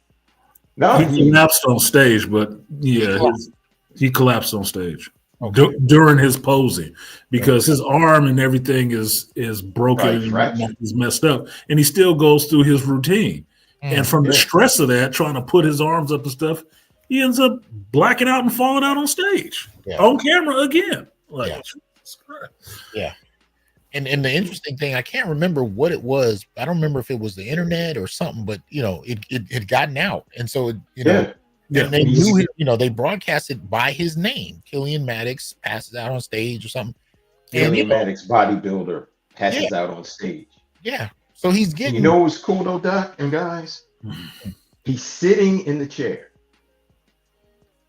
Now you see the after effects of how messed up his face is. His eye is closed. His face is swollen. And that one eye that's open, he's seeing, like how you say, when you went back, when they said, like when he was trying to get the bodybuilding, he sees how he feels the embarrassment now because they're showing him online that they're showing him fainting from the film, and you can really see his body and his shoulders drop. Now he's really embarrassed and seeing what had happened. Yeah, it kind of. Go ahead. The whole thing kind of reminded me of that Demi Moore movie, The Substance. Where she was so determined to get to that award ceremony that it didn't even matter how messed up he was. That's all they can think about is their obsession. I've got to go do this thing at any and all costs. Yeah. Well, I would say, for me, it reminded me of Whiplash, Miles Teller. Yes. Whiplash. Yeah. Where he was not. He had to get back to the competition, and he left his sticks at the rental car place.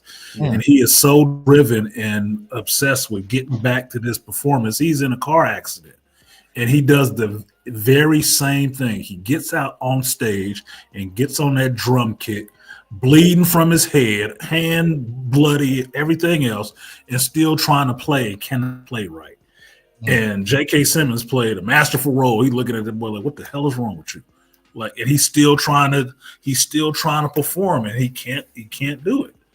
So it was traumatic for me. And I would say at this point, as much as I love this movie, I do see several scenes that were from other movies in it, that were directly taken from other movies and put in this. It doesn't take away from this movie any, but I know when I've seen it before. And that was one of the scenes. When I saw that happen, I'm like, damn, this is like a whiplash moment right here. It's like, this is tough to look at. It's tough. It's tough to watch because it's traumatic. And it's stressful for the person watching it happen the whole time. But you can also see that he doesn't have a real sense of consequence. You know what I mean? I knew when he cussed them out on the phone, the painters out on the phone, this was going to be a problem. There's no question by the time you go to the storefront and destroy it, there's going to be a problem. There's going to be some payback. And so when they come at him just before his competition, he doesn't seem to connect the dots well. That this, your decisions played into this. There are consequences for your behavior. That he doesn't really seem to ever grasp that fully, but that's but where do we go from here? So he passed out on stage. After that, he kind of notices that it's in the news that he did so. Where would we go from there? Dark Night of the Soul. Yeah, basically he gives up on bodybuilding at that point. He's embarrassed. Ripping the posters off his wall. Yeah, he's embarrassed too much. He's self-medicating with a lot of unhealthy foods. So he tore up the house. Yeah. He tore up his grandfather's house. VHS cassettes, and his grandfather says, "Killing, what's going on?" And he says, "Nothing's going on out here, Paul. Go back to sleep." Right. And he's having a full-on mental break. Yep. Yeah. Because that dream, to me, that's why I say it was his Dark Night of the Soul, is that dream is now, for him, is like taken away from him now. He has nothing now, and that was the only thing he had that he was holding on to. And now the one, the normal thing he was trying again, he has now spectacularly failed at. Yes. Again, he has nothing else. He can't see himself coming back from that. So like a kid, he threw a fucking tantrum. Yeah. He did. And I remember you talked about stealing scenes. Remember when Prince's father shot himself in the head in Purple Rain, and Prince is ripping up the basement and everything, and he's laying on the floor asleep. Killian wakes up laying on the floor asleep. Yep, that's what I thought of. I thought of that too. I said, "This is a Purple Rain moment." I said, "Okay." Yeah. Well, the only thing he didn't have is for Killian. He didn't have anything to keep him from, to calm him down from that. He did. Yeah. Purple Rain. Kid had his father's music when he finally got into that crate and started throwing that stuff all over the place, and saw that his father had actually lied to him. That his father did write down the music that he made. He didn't just remember. And this was his father's music. Well, remember in that scene, he had saw himself hanging. So was in the equation, and it was his father's music. It was music, period. But it was his father's music in particular that kept him going. Whereas with Killian, his dream is gone. So there's nothing that's holding him there. And I think that's right around where he starts buying guns. Yes. Yeah. Right? Guns like Amazon, they dropping off guns at the front door. Yeah, I was like, what the heck? He got a whole AR through the AR, I'm like, yo, where you lying? This was one of the parts I wanted you to see, Dr. T, to see what you thought of this, because this is one of the scenes in there I thought that they were getting at brothers on the internet, really swinging for the fences with this incel internet culture or whatever, that he found this stuff on the internet. He found the plans to build this together. He smart in some ways, so he builds himself an AR, and now he going out to the shooting range and stuff. I was like, man, they trying to tie it into the 2A stuff. Come on, man. I kind of thought they were kind of highlighting kind of the loophole in the law is that he didn't get these guns whole. He got pieces. But it's that's California. California, exactly. You can have, but you got to buy in pieces. You got to build it. So that's why that was there. Because anywhere else, you could just get the whole thing bought. Already built. Excuse me while I write that down. I'm sorry, I was talking too much. Allegedly. I know. You know. But yeah, so from there, I mean, and he's putting this stuff together a little too well. I mean, he's just locking it in. You know what happened before that, Doc? What's up? He goes see his therapist first, remember? Okay. And his therapist said, "Why did you get in a fight?" "I didn't get in a fight." Mm-hmm. Mm-hmm. Yeah, he What lost happened? And he's talking, and she's talking to him, and he says to her, "You know what? I want to thank you for all the help that you gave me." Mm-hmm. And he Well, that walks was out. later. That was later. Oh, that was later. That was later. But then he walks out, and he's sitting in the car, and he's looking at the people, and from the perspective. Yeah, that was later camera, too. That was later. That was later too. Okay. Yeah, the first conversation he has with his therapist after the whole bodybuilding thing went down, because he's miserable, is she's asking him how things are going, and he sits there and flat out lies to her about he has a girlfriend now. Things are great. Yeah. She really likes him and all that, and it's a really tough scene. Yeah. Because the therapist knows he's lying. Yeah. She knows he's lying. And she's crying while she starts crying and breaking down while he's sitting there telling her that crap. Because she knows he's lying. But this is what he wants to have seen happen.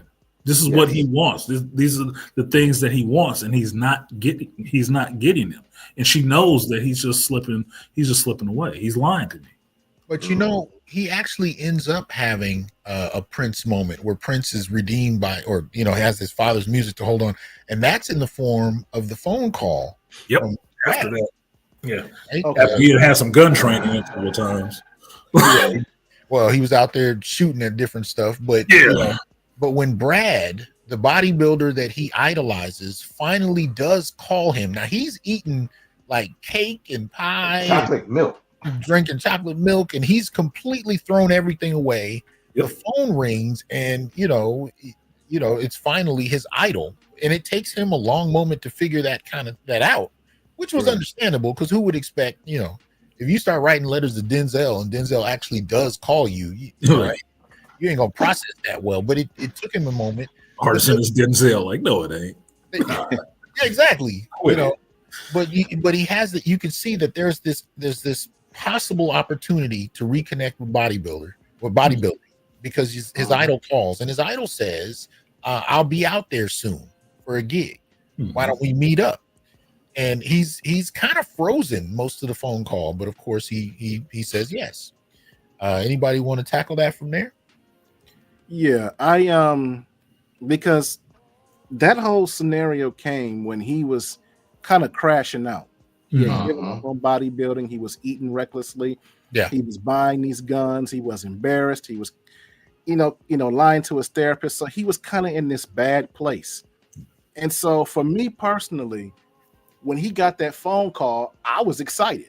Yeah. I was like, okay, this is great. This is what he needs right here. Finally, someone's going to come in and remind him how special he is and how great he is, and, and kind of motivate him and get him back on track. Right. I was at this point, this is the first time in the film that I'm actually smiling. Yeah. Right. I'm loving this moment. I said, all right, this is great, because he has this kid type mindset, and nothing's better than a kid than meeting your hero.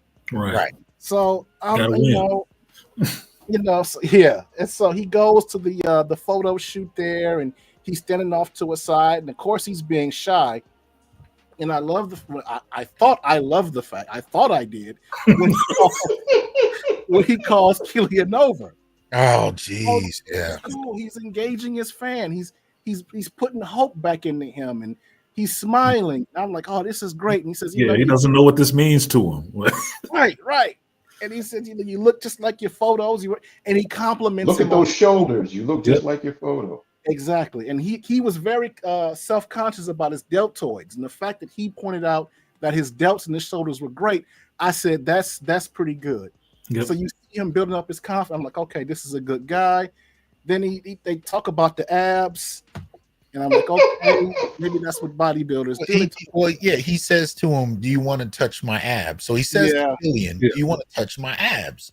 And that was kind of frozen. Like, yes, all right, That's all right. That's where the cringe meter starts going. Yeah. Okay. I'm at level 5 right now. Yes. Stuff's not going right. But here was the crazy thing.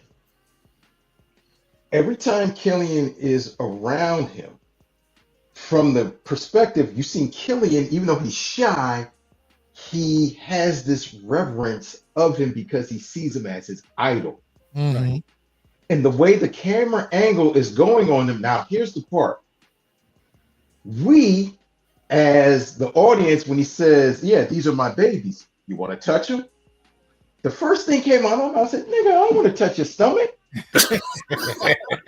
But when I see Jonathan Major's face, I'm like, no, he isn't. But then I was like, oh, he doesn't know any better. But then you see Brad's look on his face. You could tell, oh, this is a predator. I was like, oh, this is fucked up. Yeah, see, and then the flash comes. That was kind of, I said, does that happen in bodybuilding? You just like to be touching it? I don't know. Let's see. Then it had some tones for me. I was like, I mean, it was a silent kind of moment. Mm-hmm. Killian touches the abs, and then I want to say, in the very next scene, you see Killian sitting on the edge of a bed in a motorhome. Yep. And Brad is getting up, apparently naked, and picking up the phone because the phone is rung. Mm-hmm. And I'm sitting in the theater going, look at Killian's face, though. Tell him about Killian's face, though. Well, you can do that, but I just want to say, I'm talking about me. I'm sitting in the theater, and my first thought in that moment is Artisan laughing at me. Because I'm like, what the hell did he just send me to watch? So I'm frozen trying to process this.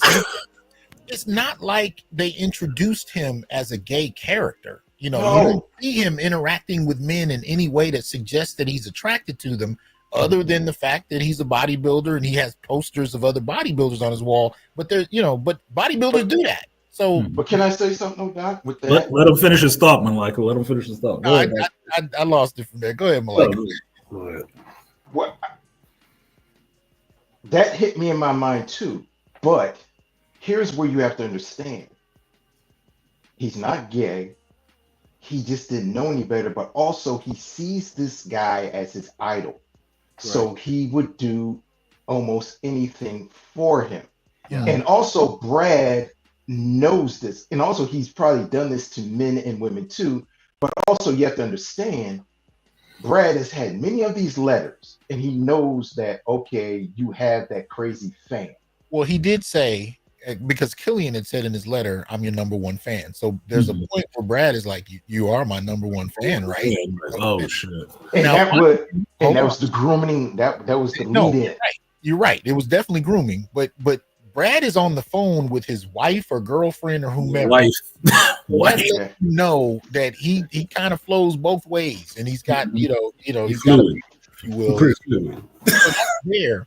But when I was talking about absorbing that moment, I wasn't really paying attention to the character yet. So I'm glad you're going to go in on that, Malika. Mm-hmm. I was talking about it from a film viewer standpoint. Yeah. Where I'm thinking, okay, this isn't what's the movie that came out some years ago? Moonshade? I forget the name of it. Moonlight. Thank you. Moonlight. Where this is a film about gay brothers. Like this was not introduced that way. And to be honest with you, nothing else in the film does that either after that. No. So this moment stands by itself. Yep. And I agree with you, Malika. I don't think the character, saw himself as gay, because he was so socially awkward that it just looked like he followed the lead of this idol that he had. But for the film to throw that at you out of nowhere, I was just stunned. Like, oh, we're going here. So let me answer that for you, Dr. T. I wasn't laughing at you, waiting for you to see that damn scene. I wasn't laughing at you. No, that was just in my head. That was in your head, right? Me sitting there in the theater when I saw that and the way I thought it was going, and then it went there, I was doing the same thing, like, oh, okay. Yeah. And I'm telling you, my first thought was, well, I guess in prison it's not gay either, right? That's what I was thinking. Like, given the situation is not gay, and then got into the predatory nature of fans and meeting your idol. This is what, the next thought was, this is why you never want to meet your idols. No. Did he have Baby Lil on hand? What the hell? Like, well, Killian does look, afterwards, he looks disturbed. He doesn't, he doesn't look like, because if you see a gay man who's resolved about being gay, it's nothing. It's not, it's not, but he looks visibly uncomfortable. Well, here's the thing about that scene. He is visibly uncomfortable because I told people when I talked about this last week that the best thing to do before watching this movie to get to really understand Jonathan Majors acting is to watch a couple of the interviews he did. One with Stephen A. Smith and then one with the Breakfast Club. The one with Stephen A. Smith is the best one because Jonathan Majors talks about this scene specifically. Yes. That is not acting. Jonathan Majors is having a real reaction because through all this court stuff, he's been going through therapy and revealing that he was sexually molested as well. So the scene that he's having, he realized that it's not Killian crying in that scene. That scene went longer than it was supposed to. All that reaction after that, that's Jonathan Majors really having a reaction, and they just kept rolling the camera. That's really him processing what it means for him to have been through something like that himself. Yeah. So that's what made it, even knowing that background on it, made it more of a powerful scene. It's like, yes, the character Killian was not down for that. He really doesn't know what the hell just went on with him and why that happened. But Jonathan Majors, the character, the actor, actually has some experience with that, and it's really affected him too. Because you're dredging up and pulling back those scars that, stuff that you've buried and not wanted to deal with. Now you're dealing with it through the method of this acting, which is like crazy work. When we hear, accusations about how Hollywood treats black men and they always have to have a kind of gay moment, the film does kind of add to that narrative because if you took it out, the unraveling of Killian still works. Now, this is definitely another element of it. It is another element of it. It contributes to his unraveling. But if the scene never happened, the rest of the movie is still believable. So it was just kind of one of those things where it was like, was it really necessary to go there? And that depends on your assessment of it individually. I would say yes, for one reason only. They never really get into somewhat the predatory nature of some of these people who do go that way. You talking about Brad or Killian? Brad. Okay. That Brad, in a sense, was predatory of Killian. He didn't know if Killian was gay or not, and he actually didn't care. No, he didn't. But he was willing to use Killian because he's the number one fan, like fans get did, like a groupie. He was willing to use him and throw his ass away and not think about him after that moment and go back to his wife and do whatever. That's the part that makes it real messed up because homosexuality in our culture is always played up like it's just a fun party and stuff like that. You never really get a lot of that in the mainstream about this dark aspect of it. Yeah. The predatory aspect of it. Like, no, she wasn't just gay. She was kind of led that way because they did these things to her. Well, that's predatory. Well, you're not even allowed to say that these days. Exactly. You talk about the stats around how many LGBT folk were violated while they were young because they want to put the idea out that this is something that happens from birth. Yep. And even if you believe that doesn't dismiss that there are those that might come to that after having been violated, but they don't want to admit to that conversation. So they sweep it under the rug. And so the only acceptable conversation is you're born LGBT and, that's it. So you're either hetero or you're born, and to complicate that with people's actual experiences, they don't want that. Yeah, you have to talk to caseworkers who work in the LGBT community to hear these horror stories about this kind of stuff, male and female alike. And my thing is, it's not to diminish that community at all. It's just to understand these are people still part of a bigger community, which is humanity, and humans can be really messed up. Yeah. So it don't matter what side of the spectrum they fall on, or what their sexuality is. There are messed up people all over the place. So quit thinking everything's a party. And there are people who are traumatized and respond to it in counterintuitive ways. I mean, you would think if you've been violated that, you know, the natural reaction is to never do that and deal with it again and move another, but that's not how everybody responds. You know, and so but those conversations are repressed in this society. Yes, it is. So you're not allowed to have that. Yeah. But does anybody else want to comment on this before we move forward? Like how you said, he knew something was wrong. But at the same time, Killian's trying to process this. And as he's processing it, but I think it's a bevy of emotions and a bevy of confusion because he sees this man as an idol. But then it goes on even more. He gets Brad's phone number from Brad's manager. And he still has a correspondence with him. He says, "Hey, Brad, how you doing? I just got your number from your manager. I hope everything's going good. Those things that you did to me were very strange, but it was good to see you. Right. He's hope we could talk again." So he notices something's wrong, but still the social awkwardness. Yeah. He doesn't realize that this guy used you. This you know something's wrong, but he still has this reverence. And you know what I thought about this? You know, when children may have been abused by a parent, or if a boyfriend or girlfriend is abused by their significant other, or a husband or wife is abused by their significant other, they still have that reverence for them, even though that they know that that abuse is wrong. Yeah. Right. That's kind of like Stockholm syndrome a little bit. Yeah, because Killian is basically, like we were saying earlier, he's basically a grown child. Yeah. Right. This is a child processing his first sexual experience. Yes. Very likely, yeah. And he's almost more upset over time that Brad doesn't call him back. Yeah. He is about the actual event that took place. Like he's telling Brad, you haven't called me back. You know, I'm waiting. And it was such an awkward exchange because you're like, after what just happened, that's what you're talking about right now. But you could see he's off in that sense. He didn't like it, but he was okay with it as long as it made Brad happy. Yeah. The fact that Brad was ignoring him is what really set him off. Right. But I will say on just a visceral level, seeing a powerful black male going through that is difficult to process. Now, were he underage, I could process that a little more, but you know, but it's not like those things don't happen, because the only narrative we have is prison.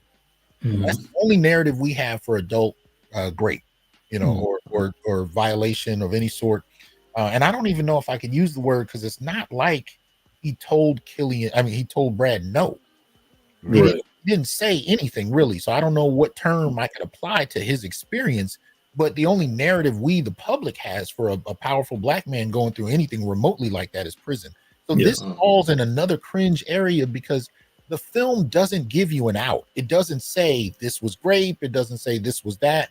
It doesn't even say that this was a loving, not a loving engagement, but what's the term? That this is consensual. Consensual. Thank you. You don't see anything. You don't see anything. No. Well, not only do you not see anything, the film doesn't tell you how to process it. Nope. It just leaves you. Let you deal with it.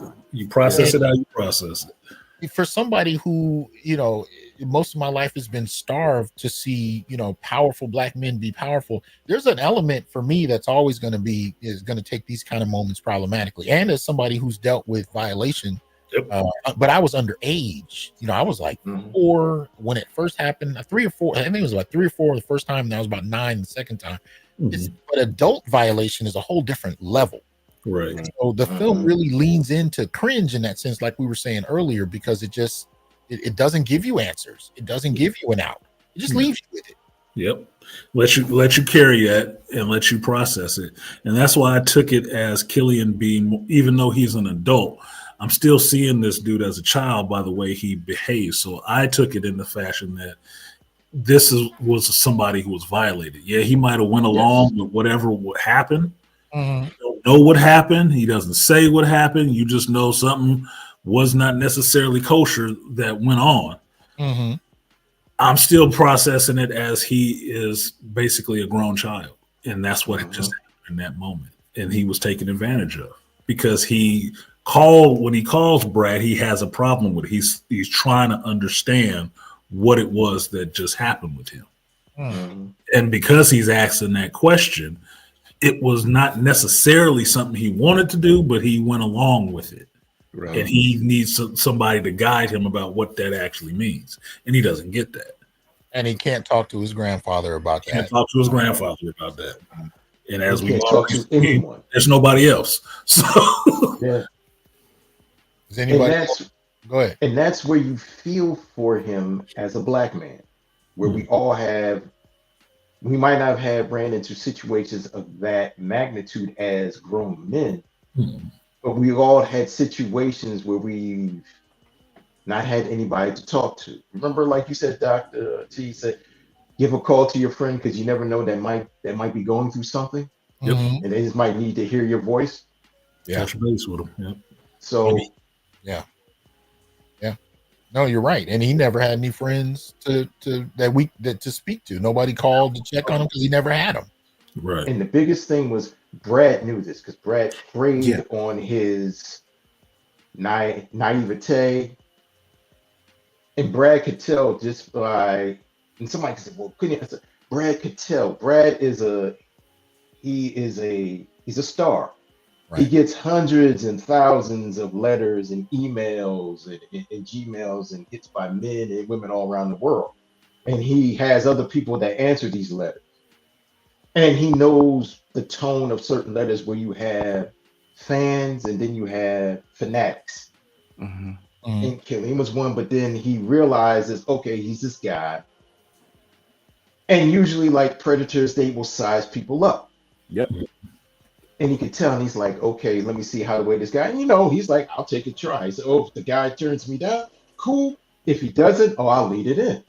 So, it's just a shame because you see it from Killian's perspective, like how Artisan, everything is from his perspective, like Artisan was saying earlier. And you feel for him. But one of the other things to keep in mind is Brad is probably one of the only people in the film that's not intimidated by Killian. Right. He's bigger in that sense, but they don't even bring up the possibility of physical fighting. But he just carries himself in a way where he's not intimidated, which you don't see. I think the only other person that's not intimidated is his grandfather. Right. But everybody else is. So that was another dynamic to this. But now this is probably out of order, but I do want us to briefly get on the jogging moment with the police, and then I want to get to the diner. Oh, yeah.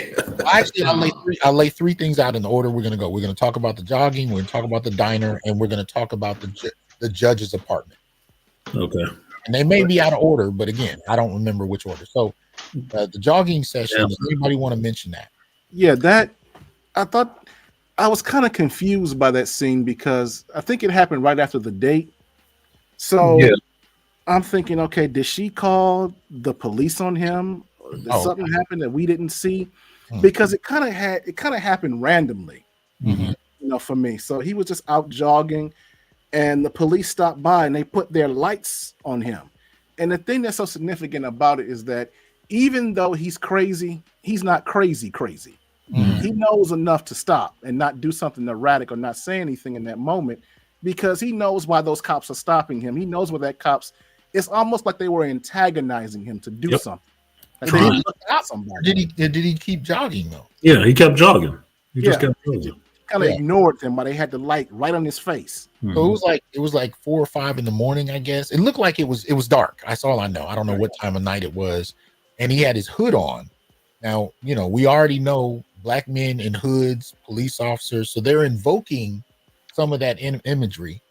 And I thought that's when something was about to go down, but they just kind of held the light on him for a minute. They, flashed the sound of the car for a minute, and then they just kind of drove on. But they got another call. They got another call. They had So they just left him alone. But that scene, like, it's like no time. His grandfather's house is like at the end of a T street. So he comes right out the front of his grandfather's house and start jogging, and those cops roll up on him and then just they're trying to antagonize him to do something. He's not running any faster. He's not acknowledging them. He's just running along, obviously, in running gear with his hood on. Yeah. But light in his face, the beeping him with the horn and stuff like that, and he doesn't acknowledge them. And they just keep rolling along the side of him. Yeah. As a black man, you understand what that is. This is a situation that can go terribly wrong in an instant. Yes. With anything that happens. I've had that happen to me more than once. Exactly. Right? They're looking for something to, stop the car and roll you over for, right? Yeah. And I think that scene it does seem like what you're saying, Layman. It does seem like narratively it has nothing to do with anything else that's happening in the whole movie. That it's just thrown in there to give you that sense of what this person goes through on regular. Pretty much, right? That he is always looked at strange or somebody is trying to do something to him. Right. Right. So it is an interesting scene. And once they drive off, he finally stops running and decides to, and you see him processing the rest of that, taking his breath or whatever, realizing, what that situation was, that it was dangerous for him. Right. It was a dangerous situation. Like he may not be well, but like Layman is saying, he ain't crazy. He ain't. You know what? I'm gonna throw in before we get to the diner. I'm gonna throw in the prostitution thing. Yeah, I don't remember the narrative order, but I'll throw that in before we get to the diner. But does anybody want to say anything else about the cop moment? Okay, all right. So there's a point where he gets in his car at night and decides to go down to the red light district of the town he's in, and you see streetwalkers. There's actually a pimp that rolls up to his window and starts talking to him, trying to sell him something, and he doesn't really respond. He drives off. But does anyone want to tackle what happens? The thing that was interesting to me is that, he had been watching adult content, all through the movie. Yep. So, he did know what, intercourse was. Right. But then he picks this black girl, and again, this is where I'm getting nervous again. Yes, because I'm like, okay, is this is when the wolf is going to get loose and finally come out? And he's trying to, they're having this conversation, and he's asking her about his body, if she likes his body, and all these type of things, and and she's just gassing him up doing his job, but. Again, he's confused. He doesn't have too much experience with women, doesn't really have too much experience with people. And in his head, he's thinking, okay, she likes me. It's not processing that she's being paid to like you. She's being paid to say these things. And at the same time, so he wants to be with her. And so, there's a confusion on his part because either he's never been with a woman or maybe he's watched too much content.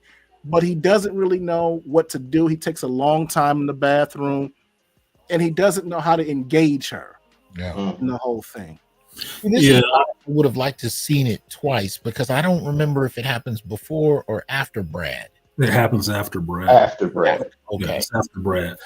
And my thinking on it is that though he was watching porn and stuff like that and still taking steroids and snorting and stuff like that, by the time he actually gets in a room with a woman, he knows that she's paid because he has a little bit of disdain for that work anyway. That's why he chides on the pimp and stuff like that. He has a little bit of disdain for that work, but he's finally decided he's going to get him something.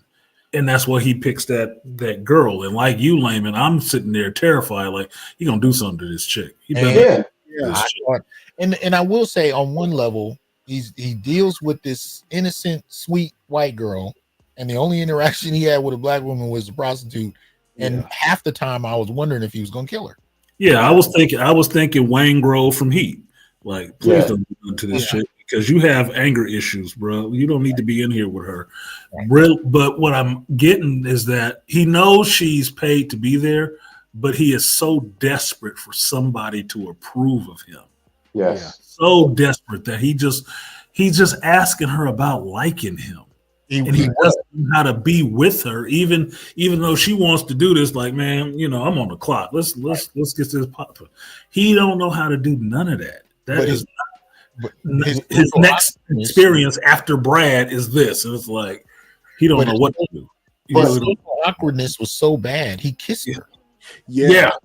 And she had no kissing. But the way she said it at first, I was really worried was going to trigger him. Yes. He was so adamant. It took him off guard. And that, of course, was when he begins to say, well, I don't think this is going to work. You know what I'm saying? But that moment, I didn't know if he was going to do something to her. And I was like, I don't want to see this brother choking a woman and killing her. You know what I noticed? It's a bad look. But go ahead. He didn't, though, by the way. You know what I noticed, right? I was looking at the body language. Okay. And I was feeling sorry for him. Yeah. Because of the state of his arrested development. Mm. And you said something that he's wanting someone to approve of him. That is all of us, Black men. We're wanting someone to approve of us. Mm. And here's the funny thing. A lot of time we think because of our sexual prowess, that's how we can get approved, because that's how we've been conditioned since slavery. So you got to figure, remember we were talking about like stereotypes. He's the stereotypical buck. Mm-hmm. He's the bodybuilder. Yeah. He's big. He's brooding. What is he asking her? Do you like my body? Yes. Right. And her exact words, she's like, come over here, baby. Come and fuck me. Mm-hmm. And even when he walks, he's down, and you could see his body. He's rigid. Mm-hmm. He doesn't know what to do, and even when he doesn't even take his socks or his underwear off. No, he gets around top of her and he goes for kisses. Even when she hits him, I was like, "Oh, is he going to hit her back?" But then you see him streak and walk over side. I said, "Wow, yes, well, that's that little boy." See, I didn't remember that she hit him. I thought she yelled, but thank you for that, because I knew it was something that worried me in terms of what he might do. But remember, before that, he goes through that whole thing with his deltoids. Yep. Right. And this is something that he's brought up throughout the movie, like, you know, multiple times. Huh? I said multiple times. Multiple times. A judge told him that his shoulders or his deltoids were too small. And he starts to explain to her that they're split in 3 different parts, and they're, you know, he was told they were too small, and he goes, so it wasn't even just, do you like my body? He went into detail about areas he was insecure about.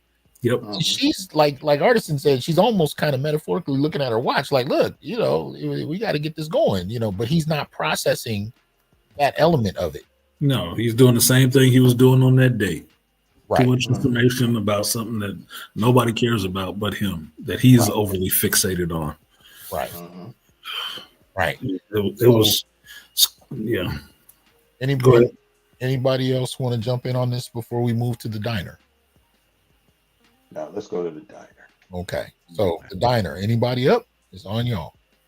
Yeah, this was one of my favorite scenes in the movie, actually. Yeah, me too. It was one of my favorite scenes in the movie. It was one of the points in the movie that I was audibly laughing out loud at some of this stuff that was happening. It was it could be terrifying because it could go completely wrong, but I was laughing because I'm sorry, I think, you know, people who do things need to get it, you know, payback sometimes. And it just ended up being in a situation where, he got he said something on the phone to somebody and went and acted out. It got paid back on him by getting his ass beat by some people. Well, now apparently it's too small of a town. Runs into the dude that whooped his ass, and the guy is out with his family. It's like, it all comes around, homie. Like, so. Well, the guy, when he jumped him, there was 3 of them, right? There was 3 of them, but now he's by himself. Well, he's the only man, and he's there with looks like a woman and 2 kids. Yeah, his wife and his kids. And it was the painter's son. Right. Yeah. Right. The pipe man. Yeah, the son who got the other 2 dudes to come with him and beat him up. Like, okay. And the scene was so intense because the guy, the painter's son, or was it nephew or something like that, he's at his most vulnerable because he's with his wife and kids. Yep. And he's got no backup. And even the way that he was seated in the booth, he's in the inside. Not that he could ever do anything with Killian, but if he'd have to jump over his kid to get to him. And Killian's right next to his children. And his wife. And so I'm watching this scene. I'm like, okay, I'm having two feelings. I'm like, I want him to get this get back. Not so much that, the wife and kids are caught up in it. Traumatized by it. Yeah. Right. And again, it's like, the nerve meter is getting up because it's like, again, this movie, there's so many moments where you feel the blow up coming. And the thing I liked about it is I think he did something more than just beat him up. Yep. It's that he emasculates him in front of his family. Yep. I mean, Killian is going there. He's crossing the line. He's punking him right in front of his son. Yeah. And the guy, you can see, the kids see that their father is terrified of this man. Yep. Right. And can't do anything about it.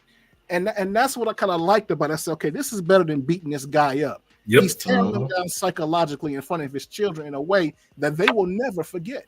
No. This is what was challenging for me in that moment, because the dude was terrified of Killian, but he was also afraid that something might happen to his kids. Yep. Right. Because Killian is the one that starts bringing the kids into the dynamic. Yes. Killian takes his son's drink and then he's talking to him. And, and I'm just thinking, look, man, pull this dude outside and beat the crap out of him. But Killian brings in the kids. And so the father is both afraid of Killian, but he's also worried about his kids. Right. And I didn't know how to feel in that moment because I'm like, man, just beat his ass, but you don't gotta include the kids in the dynamic. Right. Well, this is also playing on Killian's psyche too. He's real. He doesn't know he's become the habitual line stepper at this time. And the perfect part was like, he said, "Is this your son?" He's like, "Yeah." And he says so. He said, "Don't talk to my son." He said, your father and his friends beat me up. Right. Yeah. They broke my arm and he beat me with a lead pipe. And you can see the son just look at his father and yes. And the wife kind of just gave a glance.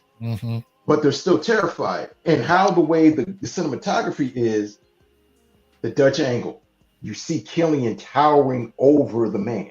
And then when you see the man, you see him at a lower angle. Right. And when you see the kid, his son, you can see the shadow of Jonathan Majors covering him.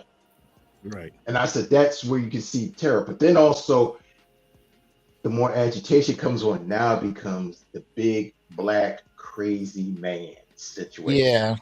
And that's when the stereotypes start. The stereotypes started becoming really serious, where we could see all the problems. I'm like, oh, God. Now you're he's yelling at other people in the restaurant too. Yeah. He did some crazy stuff. He takes the son's drink and says, this is bad for you. But he takes the drink and he goes back to his seat and drinks it. But then he's yelling at people. You're short. You're fat. You're and throwing food at the guy. Too short. Yeah. Too fat. Yeah. He's basically going over. He's having a breakdown at that point, right? But he's pointing out how that criticism works, and he's hearing the criticism in his head that he has heard. Yeah. He's just projecting it out on everybody else. He's criticizing everybody else, and that's what he's doing in that scene in a diner. Outside of dressing down this dude in front of his family, wife and family, and stuff like that, he starts going in on the rest of the people in there too, and actually feeding off the fact that he's wanted attention this whole time, right? They're giving him attention. Everybody's paying attention to him right now.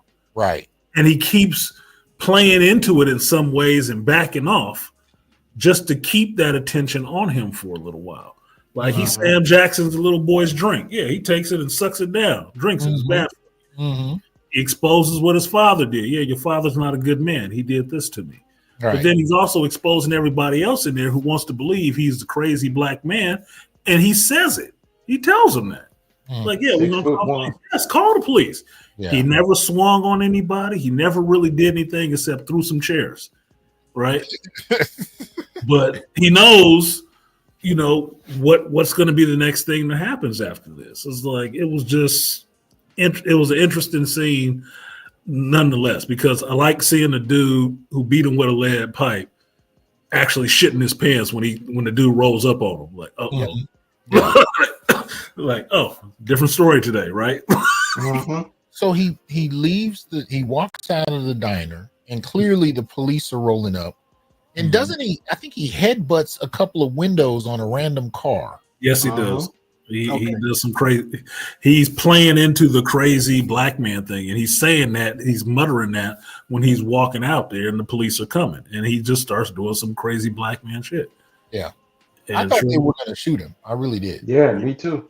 I thought they might have shot him too, but he ended up in the whole George Floyd situation. Yeah. And I'm like, oh my god, they hitting on a lot of stuff with this. Yeah, one. They tackle him. Let me see. Mace right away. Yep. Immediate mace. He didn't even hit the ground yet. He was at the mace in the face. I'm like, Jesus. He's spraying the cop too. Yeah, they did. Where do we want? We want to go to the judge's apartment. Is it after that? This was the scene the one after this is what Malik was talking about before with the counselor. This is where he sees his counselor for the last time. Okay. And he talks to her and just thanks her because she's saying, you just had this run-in with these police and this, that, and the other. He's like, you were always nice. I really liked you. Which felt like a goodbye. That was my. It was. Yeah, it was exactly what it was. It was a goodbye because after that, that's when he's in the parking lot with the finger point showing at random people, and you're like, oh crap, here we go. Yeah. That's like, oh shit. So now the judge's apartment, that scene was awkward because we may have been introduced to the judge earlier. I don't know, but I didn't remember. No, the judge was a new character to me altogether. Yeah, it was new. Okay, I didn't know if he had any of the bodybuilding sessions earlier because I wasn't paying attention to the judges. Right.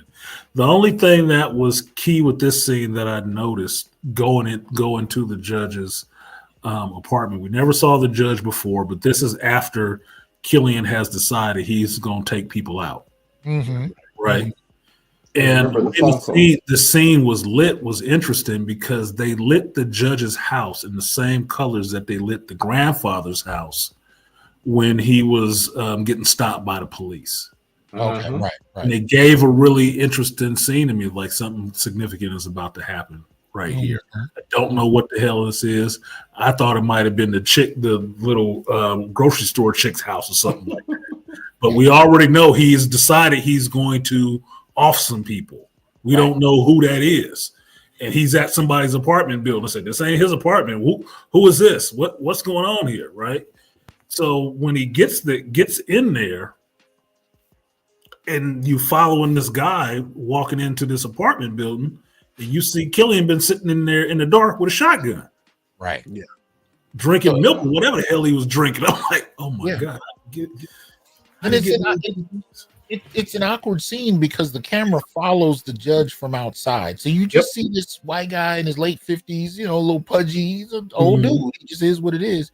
And he comes into his own apartment, closes the door, takes his jacket off, and he's going through the rigmarole of coming home. And then eventually, I think it was a mirror shot.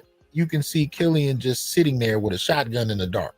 In the kitchen, In the kitchen. Well, this is the one time that the camera switch perspective because you're following that judge. It's not about Killian now. You're seeing somebody else going on in their life, how they're processing, and how Killian has now come into their world.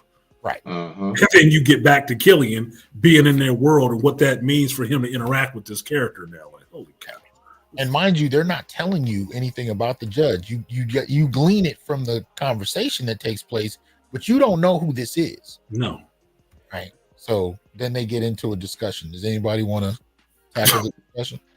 Remember, there was a lead up to this because he talks to what's the name on the phone? His idol on the phone. He says, "I'm going to kill someone. Yep. And I'm going to I'm going to shoot someone. I'm going to shoot myself. Or I'm going to kill someone. I'm going to kill myself." So that sets us up. And even before this, he goes to a club and he's in his car, and he puts the 9mm in the back of his small of his back in his pants.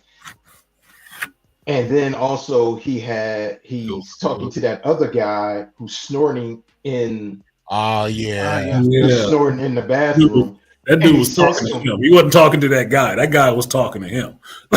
And he says, well, and the guy was just rambling, talking about how he's rambling, he's high, and he's drunk, and he's talking about how bad people are. And Killian is saying, well, I have a gun, and I can go kill the people if you want me to. And the guy thinks, he's like, yeah, go kill all the people out there. And it's like, oh, this dude's on edge. Don't say that to him. Yeah. So he leaves, and he doesn't go. This is like another part where he doesn't kill anybody. And you're like, oh God, he doesn't kill anybody in the dance club. He doesn't kill these people at this other little bar. But then he's on the overpass where he closes his eyes and he sees semi truck, and you think that he's going to jump off and commit suicide. Yeah. But then he doesn't do it. But hold on though, because when he's in that club, remember he's dancing awkwardly by himself. We know he has the gun, so I didn't know if he was going to shoot up the club. Yeah, that's what we don't know. You know, and this conversation with this guy who's really obnoxious and drunk. Yeah. You know, he offers Killian some coke in the bathroom, and they go in there, and Killian the whole time looks like he wants to shoot somebody. So I'm just like, you must be real drunk that you ain't looking at this man's face. Right. He has not responded to him like he's having any kind of real conversation with him. Exactly. It's just like he's just watching him. Right. Mm-hmm. Like he's just looking for he's trying to pick somebody, and this dude is sitting there running his mouth and not understanding. You know, you might be on the menu. See, and that's all I wanted to say about this moment before we left the club or the bar or whatever. I just wanted to point out that as the viewer, the whole time, Killian is like a bomb. You just don't know when he's going to go off. You don't. Is he going to shoot up the club? Is he going to shoot this obnoxious guy? Is he going to beat somebody up? And so when the obnoxious guy and he are talking, and he starts talking about, you know, killing people, and Killian says, I have a gun, you don't expect him to be trying to, you know, be taking direction from this weird conversation. You kind of waiting to see if he's going to shoot him. Right. And Killian ends up kind of taking some kind of weird direction out of this conversation. Yeah. And that was like Malika was mentioning, the weird dancing in the club and stuff like that. He's actually not dancing. He's doing his posing. He's doing his posing. Yeah. Pretending like it's the adulation of all those people that he's had these fantasies about. And he's just out there doing his poses. Yeah. So, like, crazy shit. So he's in there in the apartment with the judge. The judge recognizes that there's somebody in his spot. Anybody want to talk about that conversation? The judge is scared shitless. Right. The judge first thing comes out of his mouth. The judge says, I don't have any money. And he says, I don't want your money. He says, what do you want? He says, I want you. And this is where you see kind of Killian in this other part, he's controlled too. So he has the higher ground, and he sits down and he tells him to strip his clothes. And the guy's like, what? He says, strip your clothes off, take your clothes off. He said, you don't remember me, do you? And he says, and he said this before, he said, November 8th, 2016. You remember that? And he says, I don't remember all of these dates. You know, I have so many coming on. It's like, oh shit, this is the judge. So we feel like he says, you said my hamstrings were not tight enough. Yeah. No, he first led with the hamstring. Then he said, but then you said my deltoids were too small. He says, no. He said, we can go back. We can try to redo this. He says, I don't care. He tells him to strip. He says, take your clothes off. But he says, take your clothes off slow. And the guy's taking his clothes off. And he said, if you don't take it off slow, I'm going to shoot you in the belly. Right. And the guy takes his clothes off and he says, full chest spread. What? And he cocks the shotgun. Full chest spread. And he starts flexing. The fat guy starts flexing. Tells him to do the back spread. Tells him to do all these routines. Calling out the poses. Calling out the poses. And he says, smile. Give me a good smile. Smile naturally. Smile. And he tells him to really, really smile. And the guy's trying to smile, and he starts crying as he's smiling. And he tells him, "Get on your knees." And we're thinking, like, "Oh God, this is it." He said, "Oh And God, this is it." And then Killian leaves. Yeah. And we're like, "Whew, oh God." Yeah. It reminded me of watching different sports and looking at the sportscasters who never played the game. Yep. Right. Giving commentary and critique and saying who's doing a horrible job, or it took me to that for every sport that I've ever watched. And so to see this moment where this athlete is like, got a shotgun on him and making him pose, and he is nowhere near in shape.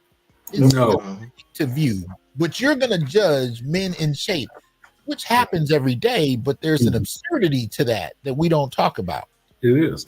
And this is where I saw this scene as being like a repeat from The Menu, where that guy who knew everything about food had to get his ass in the kitchen and cook something. He couldn't cook.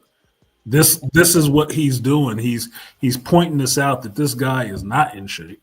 He doesn't really know what he's talking about, and that he could be wrong. He couldn't even do what he's asking Killian to do. Right? And it's embarrassing, but it's actually funny in a way too, because he broke in his house with a shotgun to have him pose. Like, come on, man. Yeah, you're scared that he's going to kill this dude. He doesn't, but it's like, you might as well to do is humiliate it. Yeah, right. He's still going to be in therapy. Right. He's still going to be in therapy. Right. And you said something right there, Dr. T, how it's like in sports, where the commentators are criticizing the athletes for doing something that they could never do. And it's funny because what I thought about was even though it's kind of off, how the judges have so much confidence when they're sitting down in their booths, looking down on the athlete, criticizing them. But sometimes the cage is unlocked to the tiger pit, and the tiger gets out and confronts you. And all of that confidence disappears. And it kind of took me back, and this is kind of off topic, when LeBron confronts Stephen A. Smith. I was going to say the same thing too, bro. Stephen A. is real boisterous and animated and all that stuff, and he goes into all of his whole routine when he's in the safety of the booth. But when the tiger crawls out that cage and gets in your face, all of a sudden you find respect, you find humility, you find your manners. Yeah. And that's what it was there. And I wish I could remember the phrase, but he puts him on his knees and he says something along the lines of, how does it feel to be down there where I'm up here? How does it feel when I'm on the top of the world looking down on you? Right. And he said something earlier in the movie. I don't remember if it was on a date or something, where he talks about something about how it feels for others to be above you looking down on you. So there was a guy in the bar. Was that when? The guy in the bar made that phrase. He made that phrase to him. He said, all these people out here, they think that they're standing on top of the world, and they're thinking they're looking down upon you. And he said, you shouldn't let people do that. And that's where Killian took that seriously, and he took it to heart. Yeah. And that stuck with it, because people have always looked down upon him. Right. So he was at his breaking point. Right. So that's where I think that the deltoid man was this thing that he never got over. No. And I was like, wow, he knew where this man stayed at all this time. Yep. So this has been in his mental terabyte Rolodex for this long period of time. And it was like, wow, okay. And he didn't want to really kill him. He wanted to humiliate him, give him his just desserts. Right. To make him feel how the way you made me feel. And like how you said, Layman and Dr. T, this is like the aha moment. Now how the way you make it feel. How do you feel when you do this to another person? And it's understandable. Not at the extreme of what Killian did, but it's understandable. It is. and I will say, for me, it was part of an ongoing, kind of thing where, this whole question of men on the internet, men in social media, the manosphere are a threat. I remember seeing this a couple years ago when you would have, men, committing homicide against their wives or whatever. I started hearing the manosphere being brought into the conversation. And then there were a few shows and movies, and I'm going to talk about this when I review Adolescence, the show Adolescence. There were a few shows and movies where you started to see this low-key critique toward men online, podcasters, and right. So now, even in this film, even in the moment with the judge, there's this idea that that the world is a threat. The internet, can play into it, because you're looking at this man who got an address from somewhere.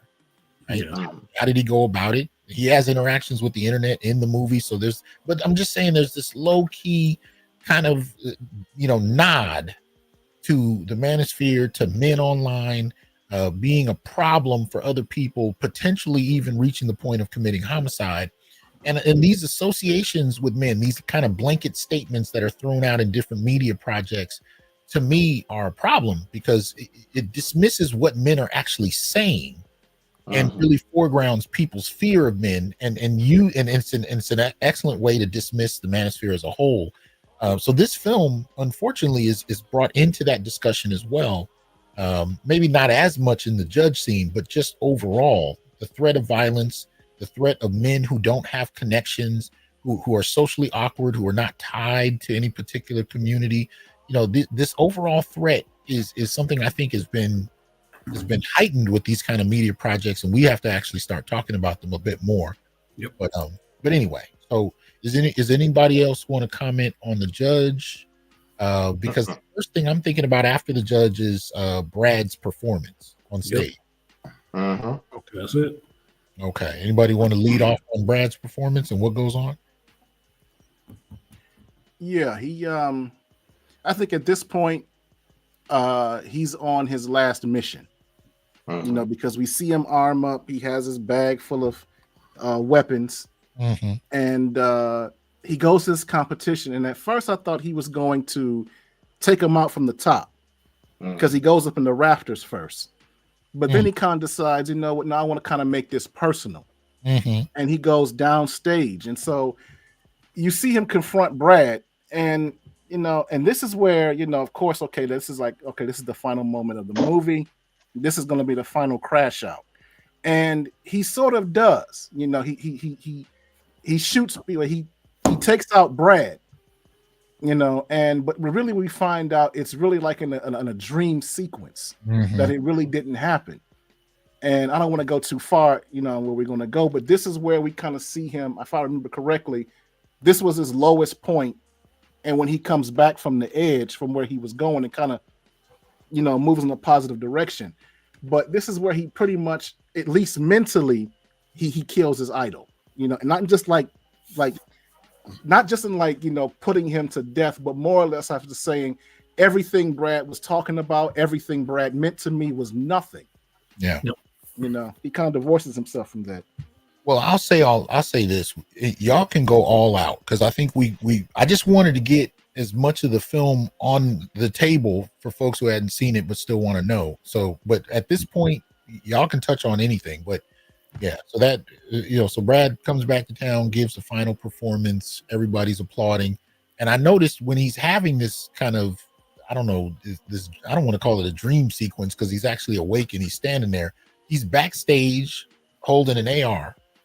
And watching Brad from the darkness, and people are cheering, and then he sees himself shooting Brad, and I noticed I knew something was off, because the whole audience just sat there quiet while Killian was on stage standing over Brad's shot up body, and I was like, okay, this isn't real, because everybody would have took off screaming and running, but they're all sitting there staring at Killian, and so I knew it was in his head. But then you realize Brad is still alive, he's still posing. And Killian just kind of packs up his gun and walks out. Did anybody see anything else in that, or what? Yes. Okay. If you notice from him when he goes backstage, you notice the lights are spinning, right? You ever notice there was like a spinning light, kind of like a a merry-go-round, right? Mm-hmm. That's in his head. That's when I could tell he's in his head. Mm-hmm. Now, when he does the shooting and he does that and he takes him down, but then he's looking out at the audience, the clapping stops. You know what that is? And he sees the audience just staring at him. Mm. That's not having the adulation that he wanted from the audience. He Okay. doesn't get his moment. Okay. That's when it's that stop when he realizes, oh, I know I'm doing something wrong. I'm not getting what I want. Mm. And then after that stops, that's when he breaks out of his dream sequence or his hypnosis, and the lights start spinning and everything goes back. Then the music comes on. You can see the spotlight back on Brad, and then he walks out. But if you ever notice everything, when he sees Brad on stage, he still has that awe and reverence from him. And when he leaves out from the balcony, he has that pregnant pause and he's still staring at Brad because he still has that awe and reverence for him. Mm-hmm. And I was like, wow, it's still very real where he's still caught up in that moment there. And I think that break when he knows, like, if I kill him right here in a bunch of these people, that was somewhat of a bit of a cathartic moment for him because he knows this is not the attention that I really wanted. Mm-hmm. Yeah, I would agree. I think in that moment he plays out the scenario in his head of what could happen from killing Brad, what he wants at that moment. And like you're saying, like, it doesn't give him what he really wants, which is that crowd, because after that moment he idolizes what Brad does, but he stops idolizing Brad the person. Just idolizes the position. And that's where he changes his focus. His focus doesn't go to being Brad anymore. It goes to he's going to be better than Brad. He's going to be in that position that Brad has to get that adulation from the crowd, because that's what he wants. And that's why he doesn't actually kill Brad. And he goes back to me, is when he finally finds just himself. And not trying to be someone else anymore, actually owns and wants to be himself. Because killing Brad was getting there to want to kill Brad was one of those darkest moments that you waiting for the bomb to go off. You are waiting for, the carnage to ensue. Like this, he had showed up to this show. He got a bag full of guns. This is going to go bad. Bad. But then he's just standing there and he's just really in awe of what he's seeing. That this man is being appreciated for his body, for his work. And that's what he wants. So after that, that's when he finds, I don't know, his path through that darkness, in a sense, that what he wants to do. And he calls Brad and leaves him a message about that. Exactly. Like, yeah, I'll go for your spot. I don't want to be you anymore. Okay. Take your spot. I'm sorry, I didn't mean to cut you off, bro. Go ahead. I was done. Before he does that, this is my second favorite scene in the film. After he comes from almost assassinating Brad, his grandfather's in the kitchen taking his medication. Right. And you see Jonathan Majors in his acting splendor, crying. Yeah. And the one pivotal scene about this is there's no talking except for one time. And you see two great actors just acting with their faces and their eyes. And you see his grandfather looking at Killian, and he's looking at him, he's like, what did you do and what's wrong?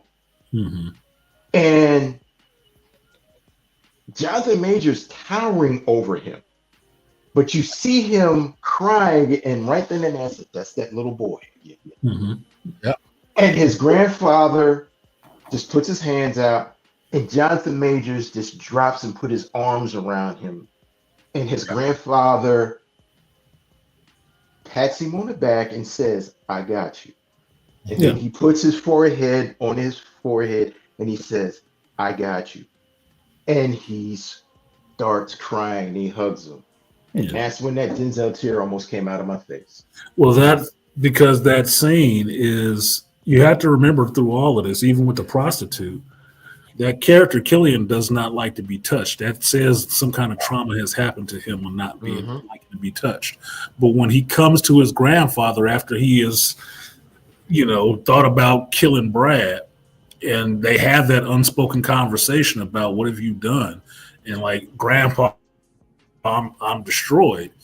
He lets his grandfather hold him. His grandfather knows what that means. His grandfather knows he doesn't like to be touched. But he leans into his grandfather like a child, just like, please just hold me. And his grandfather holds him. He said, I got you. You got me. We got each other. Yeah. And lets him know it's okay. I'm here for you. It's like, and right then and there, that's where I love seeing a strong role of masculine men.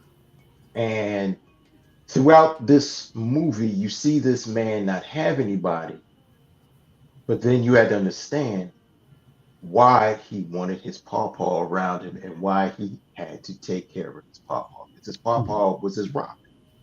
His pawpaw was the one that raised him. And if his pawpaw wasn't there, I think he would have sunk further into a more deeper place, and he may have never came back.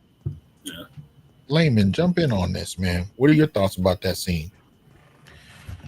To me, okay, I used to watch this show called this crazy show called Fear Thy Neighbor, and you would have these neighbors feuding with each other, and I started to notice a pattern that the tension between them would explode because it was typically a married couple.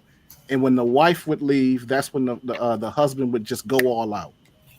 And so, because the wife was a stabilizer for him. And so with his grandfather, you see Killian get towards the edge, but it was the love of his grandfather that always pulled him back.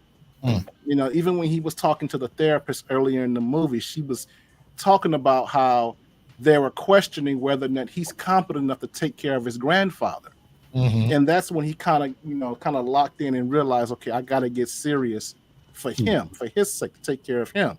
And so the whole scene with him, metaphorically killing Brad and just throwing away everything that Brad was about, it was kind of symbolism for him coming back home to his grandfather, who was his stabilizer. And so when he walks in and you see his grandfather's eyes blow up, I kind of had a hard time understanding at first what that meant. Like, was his grandfather scared? Was his grandfather happy? What did those eyes mean? Right. Yeah. But like you said, when you see him crying, I say, okay, his grandfather, those are eyes of joy that his son came back home. Yeah. Because you see his grandfather in the beginning trying to take care of himself, trying to feed himself the medication. Yeah. Which is he wasn't really doing too well at doing. And so he was kind of like shocked that, okay, he came back from the edge. I didn't lose him yet. And that's when he opens up and says, okay, I got my boy back. And I thought that was a great scene for me. See, I was in a similar position because before I could tell that Killian was crying, he's standing, right outside the room that his grandfather's in. His grandfather's taking his pill. And then when he looks at him, you're right. He has this look where his eyes really begin to bulge. And I didn't know what the film wanted me to read in that. So my first thought was that he was terrorized because he looked terrified to me. And I remember I just had this glancing thought, like, please don't tell me this dude's about to kill his grandfather. But the character was so unstable that it was kind of plausible because you didn't know if he might. Not that he had any kind of clear reason to, but you just didn't know. But when he started crying and they held, he held his grandson, I was like, okay, thank you. At least, at least Grandpa, all right. Plays a role in kind of helping him anchor him and provide some stability. But he's been so anchorless the entire film that I just didn't know how far it was going to go. And so the film it ends on a somewhat redemptive note. Yeah. You know, he flushes the steroids down the toilet. They don't really tell you, they don't show you the future. You know, you don't see him with a wife and kids, going to work every day. You don't really see that. You just see that he's not doing what he was, and he's locked in with his grandfather. And that, to me, that's where there was one other scene that kind of ties to that, but I'll leave that for a moment in case anyone else wants to jump in on this. But I really didn't know how to read that moment for a while. Well, remember, it's the narration where he's, like Artisan said, he's focusing on himself. But as the narration, he's talking on the phone to his idol. But you see him putting the posters back up on his wall. But he takes a picture of himself. Yes. And he makes a poster of himself and places it where the idol was. Yes. Right. And and there's a difference when he's going to work out in the garage. He's a bit more confident. He's not obsessed. He's more confident, and he's focused, and it shows him when he's focused. But then at the same time, he's still stating that one day he's going to be on the magazine cover. Yeah. Meaning that he's still focused, but it seems like his drive is more focused for him wanting it, not just for him wanting people to show him admiration, adulation, and finding self-worth through just the external level. It shows that he's building more self-esteem. Yeah. I want to touch on that. When you talked about how he was working out towards the end, I saw a quick interview with the actor who played Brad. I forget his name. Oh, Michael. Was it Michael? And they were talking about Jonathan Majors' performance. And he said, Jonathan Majors is brilliant. He's a genius. But he said he pointed something out to me that I didn't even know in all my years of bodybuilding. And he said that you can tell the personality of the bodybuilder by the way his body is built, how he works out. So he says the guys who work out angry, they have this kind of build. And the guys who work out more relaxed, they have that kind of build. And so, I thought about that in reference to the way he's working, the way what you mentioned there, Malika, in that his even down to the way that he works out, that he's going to be better than Brad, it changes his methodology. Okay. That he's going to be a different person. He kind of reclaimed his own dream. Right. He became his dream. What'd you say? I said he became his dream. Instead of idolizing Brad, he started to idolize himself. That's why the picture is replaced. He scratched out the eyes on Brad's picture and put his own picture up in that place because now he is idolizing himself. Well, and remember, one of the closing kind of scenes is he's imagining doing a show by himself. Yeah, on stage. That's how we started. But you heard an audience, applauding. You didn't see one, but he's on stage posing, and he's got a poster outside, and so the camera kind of goes into the building, and he's on stage, performing. And the one thing that I will say, I wanted them to end a little differently on was he was still talking about, he was going to be great. People are going to still see him, and my concern was more, I wanted them to get to the point where our happiness is still not tied to people's admiration. I wanted them to kind of push into that more because we're in this social media culture, especially for the youth that have lived it from birth. We have this idea about admiration and fame and whatnot. And my question is, since the majority of people will never be famous, can we talk about what life can mean beyond seeking out admiration? I do think the film is leaning into that, but I think I wanted them to kind of hit it a little stronger. But I think the redemptive part of the film, I was just glad there was one because I thought the whole movie, this was just going to end in blood. Yeah. So I was glad it didn't, but But anybody else? Any closing thought? Any thoughts about? You said something very poignant. Like you said, we're in the social media age where you having young people for the past that grew up with this, that they believe that, okay, it's all about likes. It's all about it's all about how many virtual friends you have. You know, if you well, you're an educator, doctor, and sometimes, you know, depending on what field you're going into, they say, well, they'll say to a kid, what's your website? And it's like, what the, huh? You know, and you know, that's where they want to know. No, that's where they can get you. So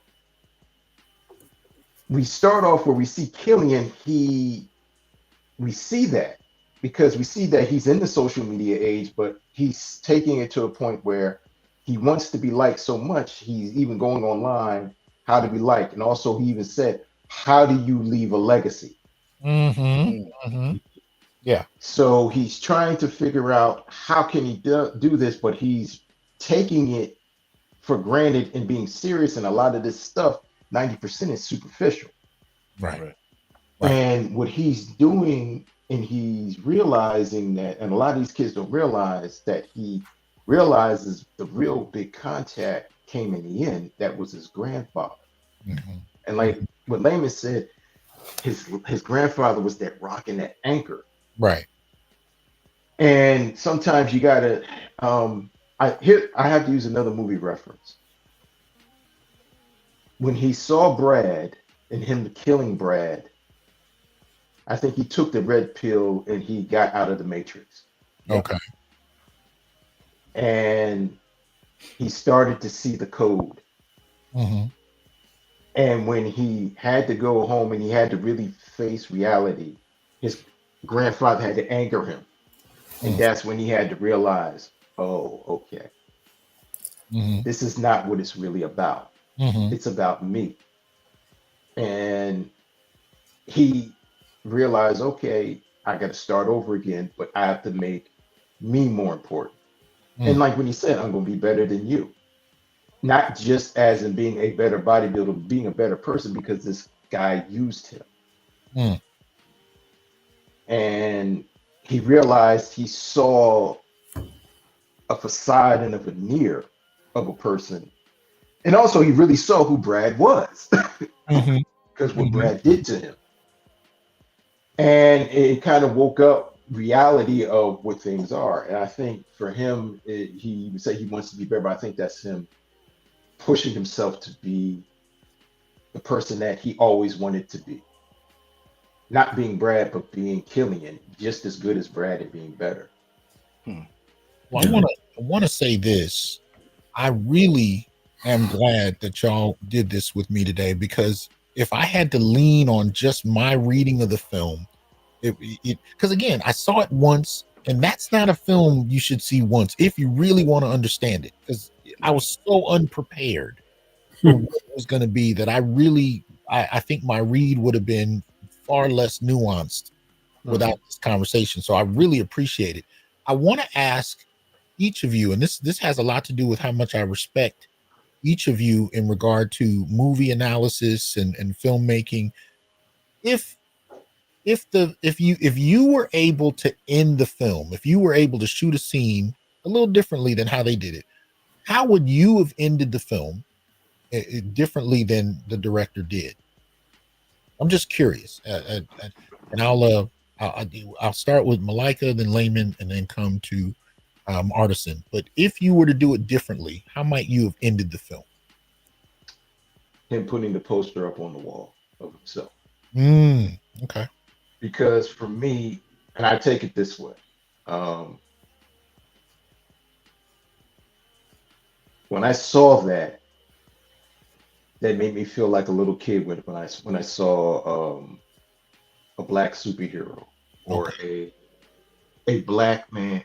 I'll give it to you this way. It made me feel good when I first saw John Stewart, the first black Green Lantern. I was like, wow, I could create a superhero like that. Okay. It's showing him having pride and self-esteem and seeing himself Mm-hmm. as the man that he wants to be. Mm-hmm. Mm-hmm. But also as a filmmaker, what are you trying to tell to other people, to other Black men, and especially other people that might be going through the same problems that Killian have been going through? Mm-hmm. And like how you said, it's a redemptive part because he's redeeming himself, because he's coming full circle, because he starts dealing with the internal instead of the external. Yeah. Thank you. Layman, what do you think? I liked him flushing away the PEDs in his bathroom. Mm-hmm. I thought that was positive. Getting rid of the weapons was also good. But I don't remember. I would have liked to have seen, and even him embracing his grandfather was great. But I would have liked to have seen him, if not go back to therapy, at least go back to a group session. Say that he's back on fixing himself, or at least he's taking a proactive step on fixing himself. That's what I'd like to have seen at an ending. Yeah. Thank you for that. Artisan, what do you think, man? I would have liked to have seen like a short time skip, maybe to seeing him win a competition or something. A little bit more of a faculty about himself, showing that he has grown a little bit more from where he was the last time we saw him. That he's focused and grown. I think what Layman said was a great point. Seeing him in some kind of therapy would have been helpful, because it would have gave you as a moviegoer a relief that, okay, this character might be all right. You know, he might be okay. He might get it together if he can get some help. Because at different points, you're scared for people, you're scared for him. So that would have gave you a decent feeling to say, okay, if they did a Magazine Dreams 2, I could see this character possibly a little better. Not just in the same, he just started working out, but he still had the same mental issues, like no help. So that was a good point. But I think a little time skip to showing that he is actually on the road to where he wants to be and starting to see some success, because this movie had a lot of false starts where he had the opportunity to have what he wanted and it was either snatched away from him or he just messed it up. And that's the sad part about it. I want to see him have a win after this somewhere, some small win. I would like to see him have a win. You know, my thought was I just wanted to see him and his grandfather have a conversation, because you know, and we know this from men of that generation. They, you know, sometimes they weren't the most talkative people, but throughout the whole film there wasn't a lot of connection, and I would have liked to just see them talking. But I will say, with each of you, you know, you all just made me envision something that I would have liked to see even more than that, and that would have been going to a group counseling session, then putting the picture of himself on the wall, and then winning a competition with his grandfather in the first row watching. But you know what I'm saying? But it speaks to his growth, and it also speaks to him connecting with people, especially his grandfather. Because even though they showed us the connection with the hug. I mean, you know, a grandfather and grandson talking. Like, I don't know about y'all, but my relationship with my grandfather, I didn't get to see him until the Million Man March. I was 21. He lived in New York. But we talked on the phone from when I was 5. We talked all the time. He was, you know, so I learned so much from him just talking to him. And, you know, and so by the time he left this earth, there were things that he had shown me and told me that I pass on to my son. So I wanted to kind of see their relationship a little more, because throughout the film, you know, there wasn't a lot of interaction. He was helping him, he was feeding him, you know, his grandpa's yelling, "What the hell are you doing up there?" You know, but not a lot of connection. But I think everything you guys suggested to me would have been a great ending. But overall, I do recommend the film, and I want to hear if y'all recommend it. But I recommend it. It's just, and maybe for the best. It's not a watch and walk away kind of movie. It's not a bubblegum popcorn, watch it, and roll out and do something else. There's a lot going on multiple layers, and it's not comfortable. You're not going to walk out skipping. It's not that kind of movie. And I don't think it should be for what it's trying to do. Right. But anybody else want to talk about that end of it? Whether you recommend it or not? I wholeheartedly recommend it. The story, the acting is spot on. It was funny. Artisan had texted me a couple of black guys. They were doing their review on it, and I couldn't listen to it all because they were jokingly making fun. And what pissed me off is because they didn't have the empathy how the way we're having it, and we were taking it. And I don't knock anybody's view of anything, but this was an empathetic view, character study of a man breaking down. Oh God. And the thing was, why is he breaking down? Let's go to the source. He was a child of abuse. And also as a kid, he saw his parents getting killed.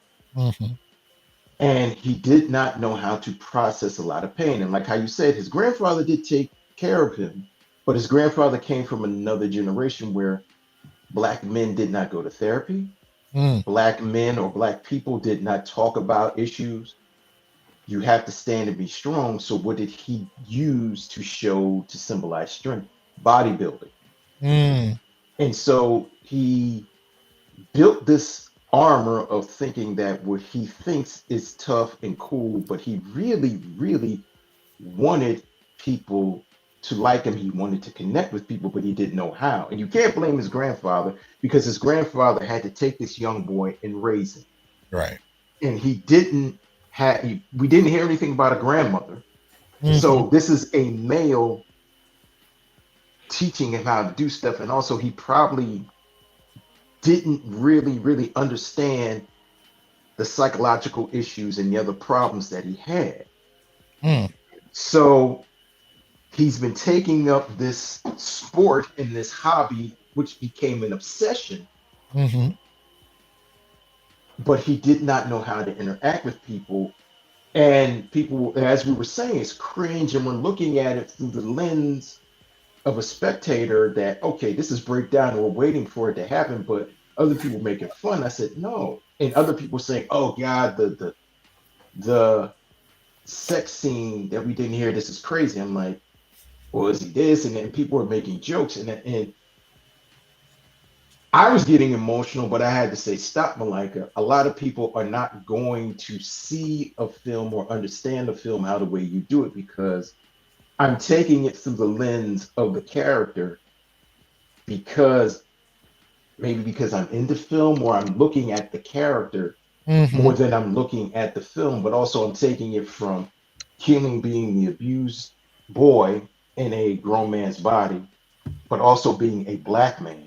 But also being a man trying to fit into a world that still doesn't accept him, but also growing up in a world where people don't understand him, and he probably still doesn't understand himself in a world where it's a whole minutia of confusion.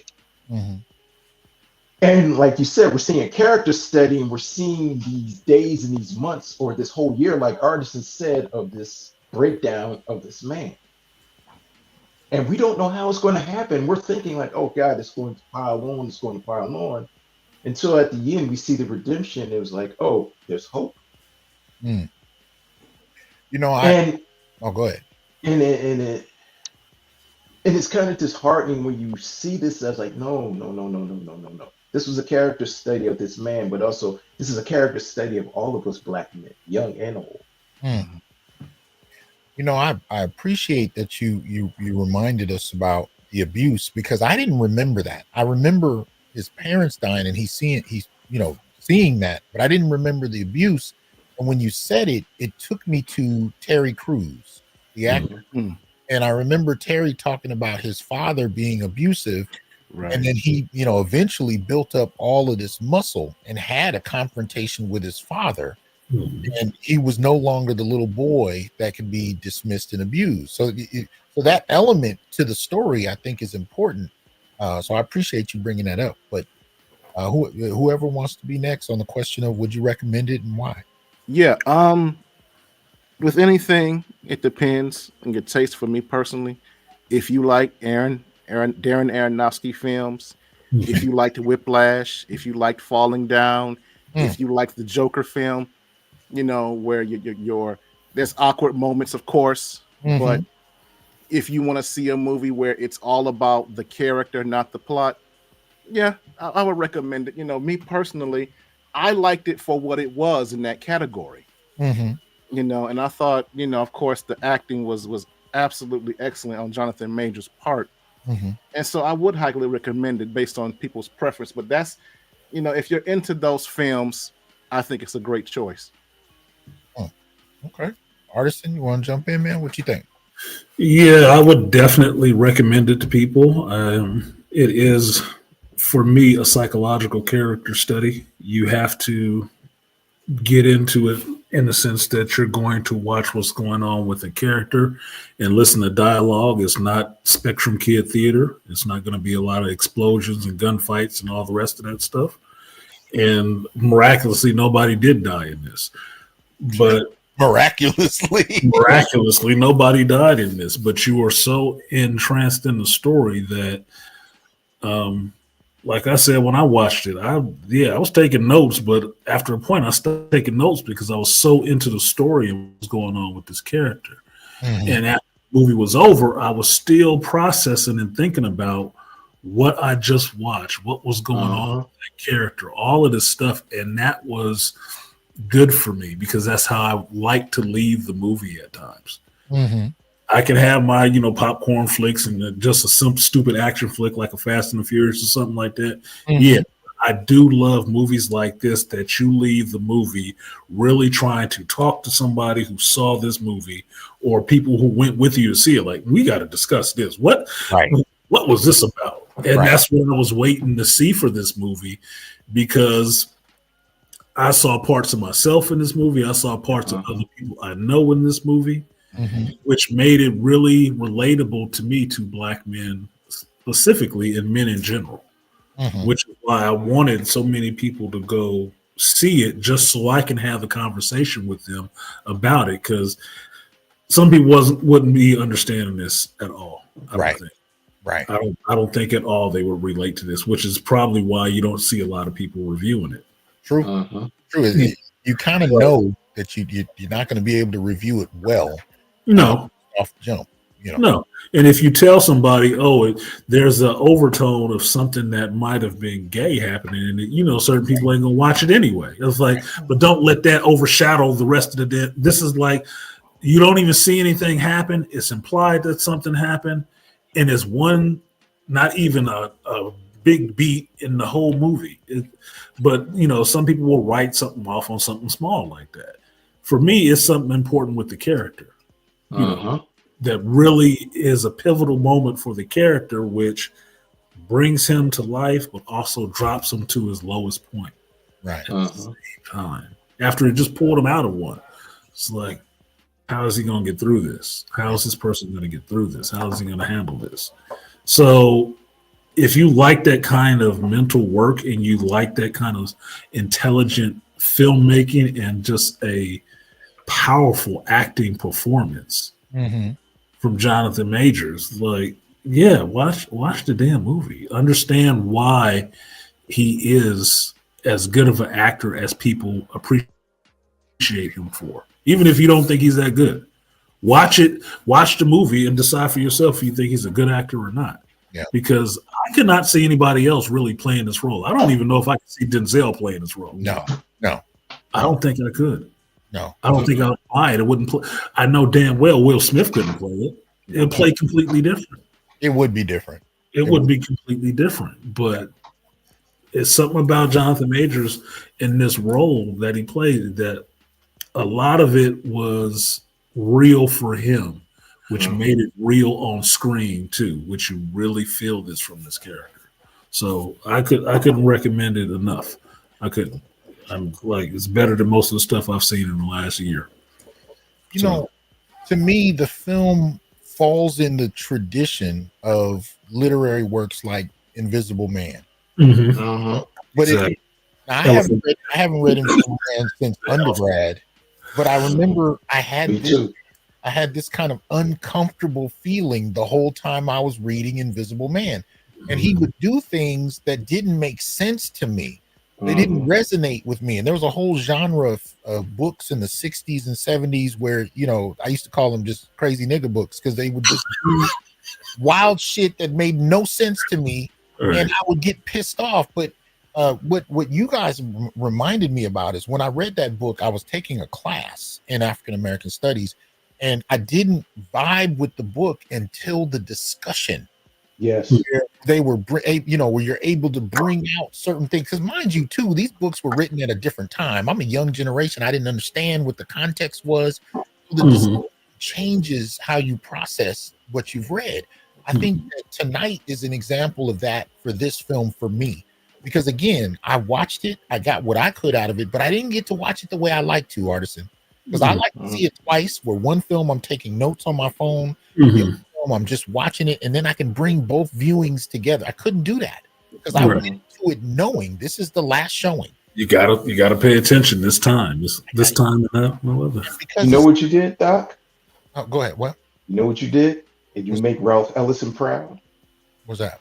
You just made Magazine Dreams the modern day Invisible Man, but in celluloid form.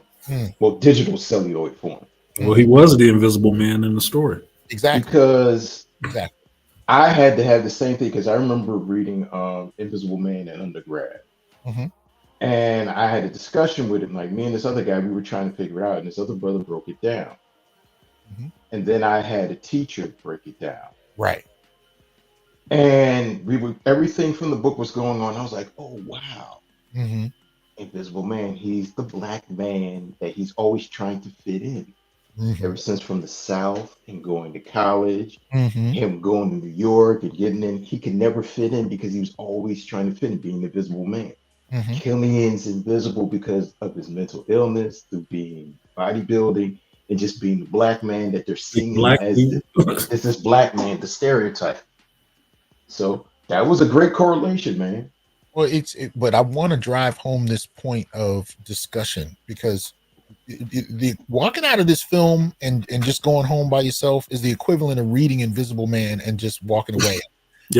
There's so much more that you need to get that I think only comes through dialogue, especially with people that have something from this that they can add. You know, I think it's important because, again, you know, and this is where Layman saved me because I was having problems, boy.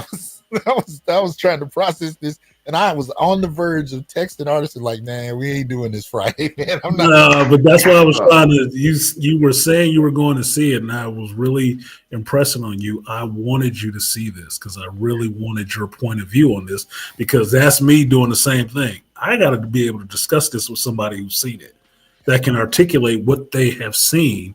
And seeing it. Malika it already blew up my phone, said I saw it. It was awesome. I said, hold it till Sunday.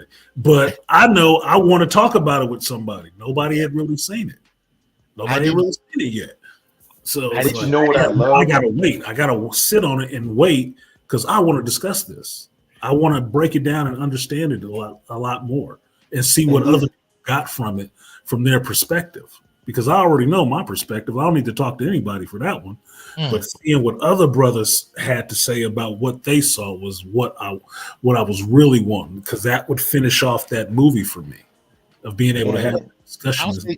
I'll say this. I wasn't comfortable with my perspective because I felt like I missed too much. Again, I got to see things multiple times. I felt like I missed things. I got certain things and then other things I could tell when I was missing them because I was like, what the hell why was that even there? In the course of this discussion, you all brought up things and I was like, you know what? That makes a lot more sense. You know what I mean? And sometimes I would get a text and I would glance down or something and I'd look back up and be like, I just missed something. You know what I mean? So, because the first time he had a heart attack when he was posing on YouTube, I had glanced down because I got a text and I looked up and I had missed a portion of that. And I was like, what the hell? So, you know, I highly recommend to people, if you're going to go see it, you know, this is a movie to discuss. This is, you don't got nothing else, listen to the broadcast, write in the comments and respond. I hope you do that anyway. But at the very least, yeah, you want to have a dialogue. If you can check this with a couple brothers, you know, go watch it together and talk about it. If it's still playing in your city, I would recommend that. Yeah, I would go and see it as soon as you could, especially since they're probably just going to pull it out. It's been doing pretty low numbers anyway, and it's not in a lot of theaters, so yeah, you have to catch it when you catch it quick. Southpaw, I don't think you need to see Invisible Man to see this, but if you did, I mean, you don't need to read it in order to see this movie, but if you did, it would add a whole nother dimension, but you don't have to. I don't think the connections are that direct. I think they're very indirect, and nobody may ever admit that there was a connection at all, but there is one, whether that was purposeful or not, because Black men in society can identify with invisibility to some degree. Yeah. So I think it's there, whether it was intended to be or not. Right. Can I make a suggestion, Doc? Go ahead. To people, if you're going to go see this movie, see it with like-minded individuals. Yeah, take somebody. But also see it with a person where you're going to have a great intellectual discussion, and people that will respect your point of view, because just like all four of us and even brothers in the chat, we've all had different views, but at the same time, we're both empathetic men, and we all seen a lot of things different. And the great thing that with Dr. T, because with this platform, also Layman and Artisan, this is something that we need to talk about, because a lot of Black men are not talking about this movie. A lot of people are not talking about this movie. But you got to understand, Black men that were coming from it from, like you said, a Black masculinist direction, but also Black men that have care about each other and how the way this character is being portrayed. Like, the thing is, we know that Killian was doing some crazy shit, and Killian is a disturbed person, but at the same time, you want to know, well, why is he going to make it through this? And throughout the movie, it's you want him to be okay. Yeah, and that's the thing. And the thing is, you're rooting for him. Yeah. But at the same time, you're holding your breath of like, okay, you know, and your asshole is puckered in your seat, and you're like, what's going on? But then there are parts where, like you said, Layman, like, well, why did they put the part with the scene of the cops pulling up on him like 4 o'clock in the morning while he's jogging, and we see, we're like, oh shit, here we go. But this is still the understanding of, we're still going to let you know he's a Black man. Even though that he's jogging, it's still the situation. Even when he's at work, he stands over his boss, and his boss looks at him like, oh shit. Yeah. There's still those overtones, you know. That he's an intimidating man. When he spits in the white woman's pie. Right. At work. That was funny. I don't know where that came Random from. as hell. That threw me off. Yeah. Because he's seeing the woman acting like a Karen, but that's when you realize he has no, that's the social awkwardness. Meaning that no filters, like, you want to do that, but he doesn't realize, like, hey, put on the brakes with the emotion. Same thing where he's going to downward spiral, where he does the vagina licking thing with his fingers when he's bleeding from his gums because of the reaction to the steroids. That was from him getting beat up. Was that from him beat up? And he's back at work. It was after he got beat up. Yeah. Yeah, that was after he got beat up. But that's like a copy scene from Fight Club, right? He just made it a little bit worse doing the vagina licking stuff. Of like, bruh, scaring that old lady because he doesn't like those people. Yeah, he don't like those people in that store. He don't like because they look down upon him. Yeah, because remember he said that at dinner with the girl from his job. He said, do you think those people at work look down upon you like you're nobody? And she said, yeah, they always do that. Like she said, it's work.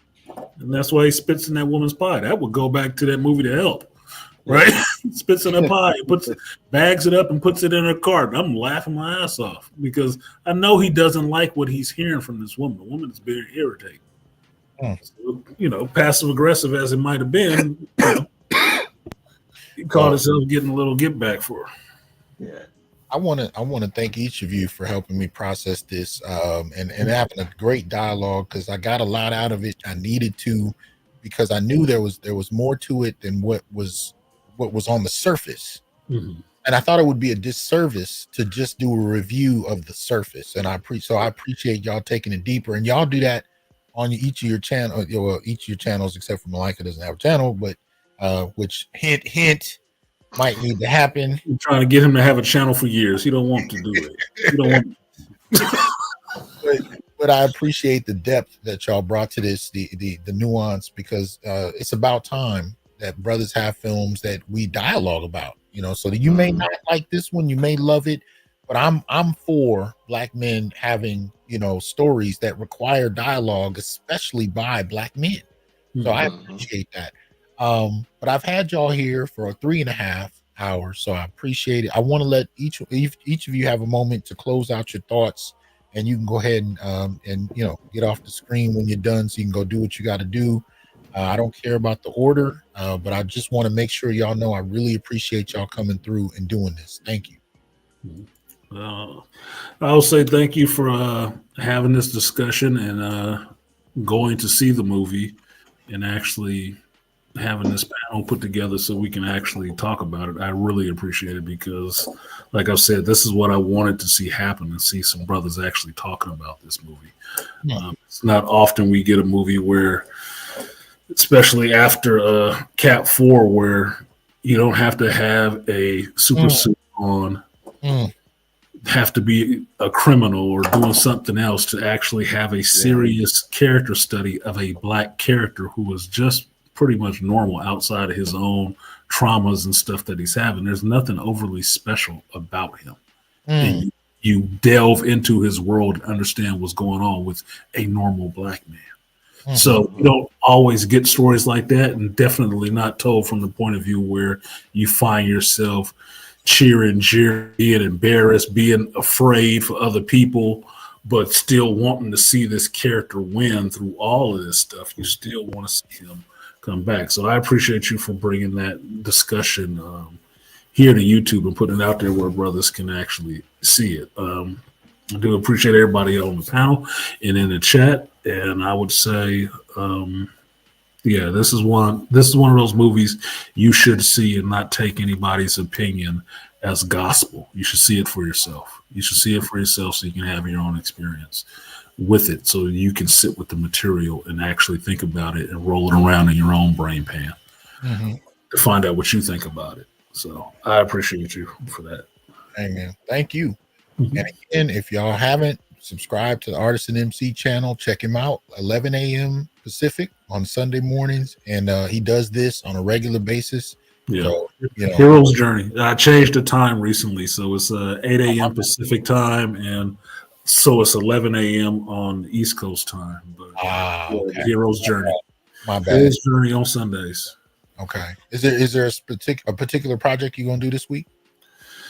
I was going to talk about this again on Sunday because I wanted to let Malika get his nut off, but since he got it off, we'll be talking about Daredevil and some other stuff because I got to watch Daredevil 2 episodes this weekend. And I'm caught up on it. Yeah, Andor is coming, so I want to be ready for that. So yeah. All right. Thanks a lot, man. Yeah, appreciate you. You too. Peace. Layman, man. Any closing? Go ahead. My final thoughts. First, I want to thank you again, like Artisan was saying, for bringing this up. I was rooting for this movie as well as being nervous for it because I remember the story. It had debuted at a film festival. People loved it. It was bought by a major distribution company, but then the whole issue with this trial started, and they kind of like shelved it or dumped it. Yeah, and it was a brother from Detroit, a guy named Lemuel Samuel and his company. And I think somebody else that kind of, picked it up out of the garbage bin and put it out. And so, that's probably the reason why we don't, because I know in my area, it was only like 1 or 2 showings a day. Yeah. And so they didn't have too much money behind it, not being a major studio, to put it out there. And I was glad that you had mentioned that you had went to go see it, because I had forgotten about it, because it wasn't really any advertising for it. Mm-hmm. Right. So that's what prompted me to go see it, because I really did want to see it. I just didn't know what the details were in terms of it being released. Right. So I went in wanting to like it, and I did. And the thing that I liked about it is that, I was just posting about this earlier in the group a couple of weeks ago when I found this image of Mo Better Blues. And I was thinking to myself, I said, man, the late 80s through the early 2000s were like the apex of Black cinema, where you had movies like Mo Better Blues and Do the Right Thing and Boomerang and all the stuff that John Singleton was doing with Boys in the Hood and Baby Boy and Poetic Justice. I can go on and on and on. But then like Tyler Perry happened. And it just like he threw a wrench. I know he's successful and all that kind of stuff, but he just kind of destroyed everything it meant to have a Black film experience. And it seems like from him forward, we've just got a replication of what he does. Or we get the stereotypical ghetto Black man story. He's being raised in the projects in the hood by a single mother, and he's involved with drugs, and he's involved with gangs, and there's fights at school and all this other silly stuff, and hip hop playing in the background. But it didn't really go that route. And I like the fact that he grew up in a home which seemed to be like a working class, middle class family. He wasn't involved in drugs, gangs, or criminal activity. No, he went to work every day. And he had a unique hobby that we don't typically see of Black men in cinema, is that he was into bodybuilding. Right. So it kind of gave a unique telling in that way. So it wasn't a stereotypical film. And so it wasn't about embarrassing Black culture. It was more of a character study of, looking at this guy and mental health and what he was doing, plus, and how it was impacting him, whether it be social media, the PEDs he was taking, the narcotics he was taking. So that's what made me so proud about it, and why I would recommend it to anybody. So I love it. I'm kind of mad. I'm not going to go on that whole Vanity Fair thing. I'm not going to go into that. But yeah, I was glad to talk about it and get other perspectives and appreciate it more. Like, it's one of those films that didn't, it's not something that you can just watch like Artisan was saying. It's not like a regular superhero movie where you watch and entertain and much popcorn. This is something you have to chew on throughout the week, and you have to have a discussion with other people about, because there's so much packed in there.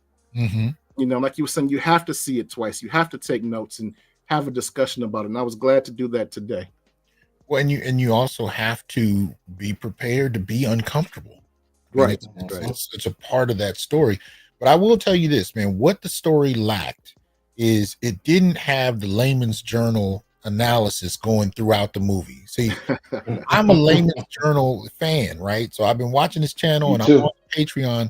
I'm at the point where if the movie doesn't stop and I hear him come in and break shit down, that it just doesn't feel complete.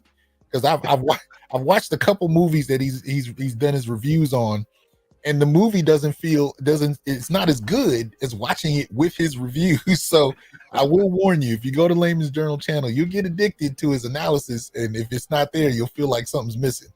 So can you tell anybody about what you're working on, or do you want to kind of keep that under wraps for now? Oh yeah, I already released a preview. I'm currently working on a Viola Davis movie that came out about 5 years ago that was directed by Steve McQueen. It's he also did 12 Years a Slave, but he did a film that nobody really went to go see, which was Widows, about these 4 women that pull off this, I guess you could say, impossible task. And I'm going to go into, I think it was an excellent film, but there's also a lot of misandry in it, but it's kind of a lot of propaganda in it, but it's also a great movie. So I'm going to be breaking that down, and hopefully I'll have it out by next week. All right. And I highly recommend y'all sign up for the Patreon, because what you get on YouTube is a portion, but on Patreon you get the full dose. and you need it. Trust me. So shout out to Layman's Journal doing that incredible work. Thank you for coming through. I know it's late on your side, brother, but I appreciate you coming. All right, anytime, Doc. All right, man. Take it easy. Mm-hmm. All right. Now, Malika, Artisan told me that you had seen it first. So I wanted to invite you the whole time. But like I said, I didn't get to see it till Thursday. And when I left the theater, I wasn't sure if I wanted to do a review. So I apologize for getting at you at the last minute, but I am so glad. No, brother. You don't have to apologize at all. Because when Artisan texted me, I was surprised. I was like, wow. And I text back to him. I said, is it going to be a panel, or is he just going to do a review? Or is it a little bit of both? And Artisan said a little bit of both. So I was like, okay, cool. So from the movie, see, I already made my mental notes for Sunday for Artisan show. Okay. So when you said that, I was like, oh, goody gumdrops. I got my mental notes going on, and I said, okay, how can I be poised? And I just wanted to thank you, like all the other brothers said, for having this panel and doing this, because all four of us are movie buffs, but at the same time, we're movie buffs that want to see Black images, but mainly positive Black male image. Now, a lot of people might say, is Killian Maddox a positive Black male image? No, he's just a Black male image. But you get to see a flawed individual, which we all are, and it's a human being. And when you see a great actor like Jonathan Majors do this character justice of being a flawed individual. Right. And this is what we need to see. And like how Layman said, we're not seeing the stereotypical Black images, and where you had that great renaissance from the late 80s to the early 2000s of Matty Rich, John Singleton, Spike Lee. Yeah. And even Sidney Poitier, when he got back into it, but he was doing it even when you had Moira Van Peebles and his father, Melvin Van Peebles. But you started to see these beautiful images of Black people. One of the things that Spike Lee did was he started to show professional Black people in his movies.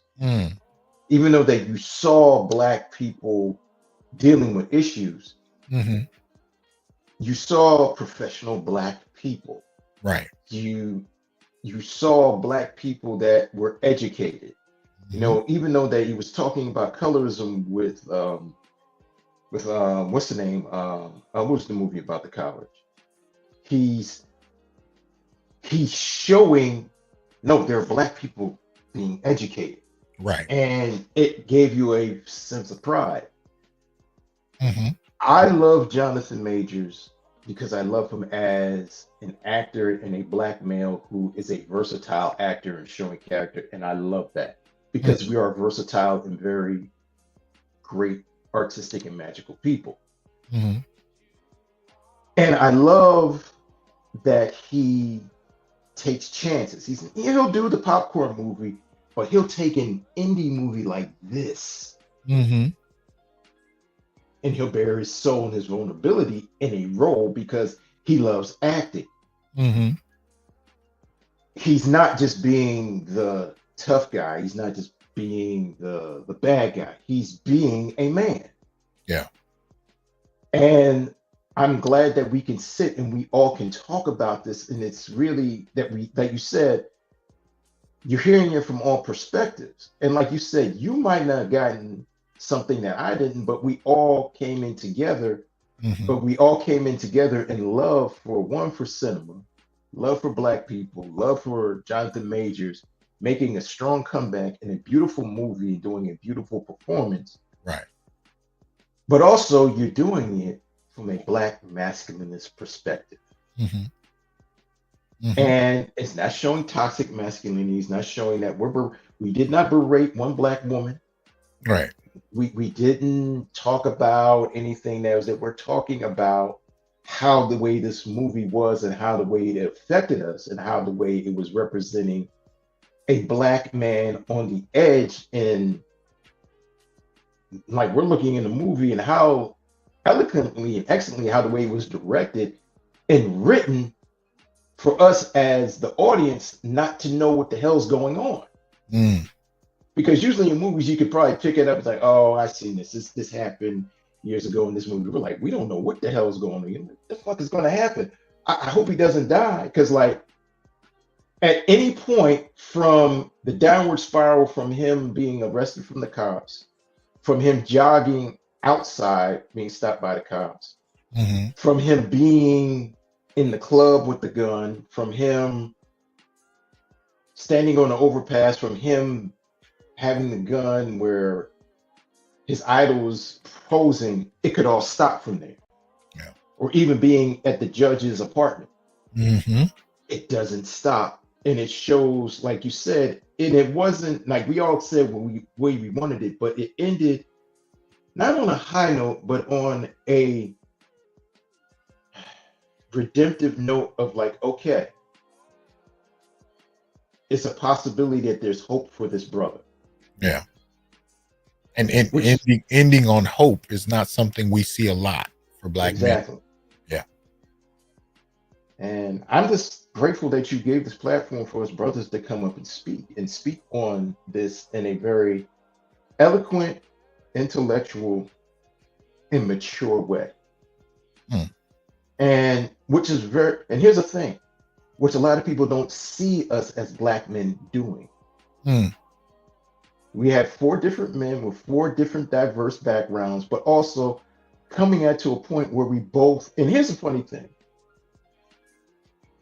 It was kismet because you had 4 guys who are 4 geeks, who are 4 movie buffs that talk about movies in different ways. But we all came for this great movie and we gave our spin on it. Yeah. And that we all want Black men and women, but specifically Black men of all ages to go see it and have a talk about it. Yeah. Yeah. Yeah. This is one of the few films where I would recommend the talk as required in a way. Yes. Because most films you don't really have to do that. But I think there's so much going on here, and I can say, in this dialogue, I think we all gave each other something we hadn't considered. And I know I needed it, especially certain scenes that just I was just like, why is this happening? And throughout the course of the dialogue, it was like, okay, that makes a lot more sense. And it added to my understanding of the film. And again, that's something I think that can be useful, even if you don't like it. You know what I mean? To be able to walk away understanding it. Now, liking it may have more to do with being entertained in a certain way, but understanding it, I think, is critical because there are things happening in here that many Black men can speak to. But, overall, I think that added dialogue can do that. So I appreciate it. But you know what the big thing that is pointing the finger at, which we don't talk about? Black male mental illness. Yeah. Yeah. Very true. Very true. We don't. And I guess because maybe I'm a softie, or just because I was feeling for him. I said, this brother, but we're seeing his breakdown and we're seeing like he's a Black man and people don't want to listen to Black men's mental illness. And like people were saying, oh, this guy's an incel. I said, okay, he is, but why is it? What We'd contributes? rather see, like I said, we like to see the car crash, but we don't want to see the events leading up to the car crash. Absolutely. And the problem is where I'm hearing people, I say, but why do you think Killian's acting that way? And people say, well, I said, no. Why do you think he's acting that way? Right. He's a victim of abuse. He hasn't grown up. Well, he needs. I say, it's easy for someone to say, well, he's getting help. He should do this. Right. Okay, but you don't know what he's going through. You don't know how the way the abuse affected him. And you're seeing it through his lens of how many years he has processed this. Yeah. Or he hasn't processed this, or how the way he processes it. Just the fact of him dealing with intimacy, not just sexual intimacy, just intimacy and just social connections with people. Yes. Touch. And touch. How the way, you know, it's hard for him to relax around people when he doesn't know how to relax. Yeah. Even on the phone call, like how you said, the pregnant pauses. Why is he having this pregnant pause? Because he doesn't know how to register emotion, or in certain ways how to talk. Well, you know, when I was talking to Layman about it the other night, he laid out something I hadn't considered. He was talking about how often the character was talking to himself. And he was saying, based on his relationship with folks he's known that's dealt with different types of mental illness, a lot of those guys will have full-on dialogues with themselves. And then, you know, so even in a conversation with you, the pregnant pauses are not empty, but for him, he's talking in his head. And by the time he interacts with you, it's almost like a mid-sentence conversation, like it's broken, because he's having multiple conversations and you're processing this one-on-one, and it comes out disjointed. So Layman added that whole other element for me about why a man like that or people like that will have difficulties relating to other folks, because they're having multiple dialogues inside. Yeah, it's in his head. Yes, you have to understand 95.5% of everything is in his head, because he's making up his own reality. Right. And all that up to the point to where he's in the theater, where he's seeing his idol pose and he's about to kill him. And like I said, he gets out of the matrix. That's when he has to break into reality. He's like, oh, yeah. That's when he gets out of reality, and that's when the spinning starts. That's when the lights stop. That's when the light stops. That's when, like, okay, he sees everything normal and the color is back to normal. Yeah. And that's when he realizes, oh, okay. I think that's his. Oh, go ahead. I'm sorry. Finish your thought. I think that was his cathartic moment. Yeah. I think now obviously this is an extreme case, but if you're introverted, you know, where like for me, socializing with people takes effort. I'm the kind of person that I can give, as a professor, I can give a lecture to 10,000, 20,000 people. And then I'll need to be at home for about 4 or 5 days by myself. You know what I mean? Or if I was still married, yeah, I could do that. Me and my wife, but that's the exchange. Dealing with people. Matter of fact, having a conversation with 3 or 4 people is harder than giving a lecture to 20,000 when you're dealing with certain levels of introversion. So, you know, it doesn't work the same way for everybody, you know, but it can be very difficult to navigate social engagement in that way. And so you see this on the extreme end in this film, but if you're an introverted person, or you know people who are introverted, that alone can kind of help you understand the character and make you kind of watch it, because this idea that we're all just smoothly social animals that know how to get in, that's not the case for a lot of high functioning people, by the way, are not necessarily comfortable with, you know, just casual conversations. You know what I mean? It's not, you know, so that takes particular types of people. We often call them extroverts, but not everybody is extroverted. Not everybody's introverted. Many of us have degrees of both.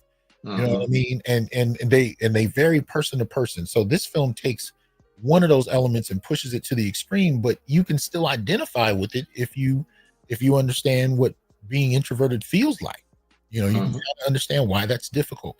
And I think if we add the red pill element to this, even if the character wasn't going through mental issues to the extent that he was, just the fact that it was clear he had not dated before, it's questionable if he's ever had sex before, you could kind of understand how those things could happen. when you don't have certain types of social skills and social experiences where talking to a woman or talking to another, I mean, not just women, like you pointed, I think you were the one that pointed out when he was in the gym, there were guys bench pressing and he started to walk over to them and then he stopped. You know, even though they're all in the gym working out, that would have been an easy conversation starter for most people. We're already in the gym, we're already working out. You can use that as an end to start talking, but that's not easy for everybody to do. You know what I mean? So you can kind of see how his dating options and how you can become an incel, quote unquote, which I think has become such a dismissive term now, but it speaks to a lot of people who've gone through, who experience things in a very different way, and that it doesn't lend itself to being, you know, comfortably social the way we seem to act like everybody naturally is, and that's far from the truth, you know, in that way. So, you know, when the black women are laughing at him and he's just sitting in the car, that for me was a whole moment. For me, the movie stopped when I watched that scene and I said, wow. I mean, and it made perfect sense for the character that he was socially awkward, but the response from black women in that dynamic was to laugh at him. And I could see that. I really could see that. And how his whole life would turn out that way as far as that. So I think there are some elements to that really could be pulled out and discussed, and I just want people to take the time to do it. And I think the next time, if you see a person that is socially awkward, maybe you'll have a little bit more grace for it. You know, absolutely. And this movie helps you see that too. Why is he or she socially awkward? And if you have that empathy, you kind of understand it. And that's when the problem is, like, you know, what got me hearing some reviews, I said, you know, he was abused, right? And that was the catalyst that led him into this Frankenstein monster. You forget that, right? You know, that's when you look at people like, you know, it's not like, you know, he was just born into this problematic person. No, this is something that has gradually grew into a problem. And, you know, we're seeing it through the lens. Well, first of all, we're really seeing it from the perspective of Killian. Yeah. Because darn near 99% of the movie is all Jonathan Majors. Yeah. And, you know, we're seeing that. But there were 2 points, and I'm going to get off because I don't want to hog it up. There are 2 points where he smiled naturally. And also, there's 2 points wherever he talked straight and looking at a person's face. He smiled naturally and looked at the girl's face at the date. Because she said, I think you're handsome. Yeah. And that's when you see the natural smile came. And she also pointed out that they were both shy. Yeah. Which kind of, I think, helped him relax a little bit. His shoulders dropped. Right. Then when he sees his idol said about his shoulders, that's when the natural smile. And whenever he was around with his grandfather, he looked at his grandfather and he talked straight. He didn't have the curded, broken conversation. Because remember, like he said, Killian, there's a phone for you. Remember, he's eating the food and he said, what are you giving me the phone for? There's a young lady on the phone. Right. What you want me to do? He said, talk to her. But then you see him, like when Killian's talking, like he's asking his grandfather for social cues. And his grandfather's looking at him like, fool, talk to her. And you see his grandfather looking at him, smiling like, okay. And that's where I noticed that's connection. That's where he's getting validation. Yeah.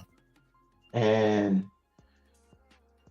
I felt that we all as black men, especially as nerdy, geeky black men, we had girls laugh at us. I felt that.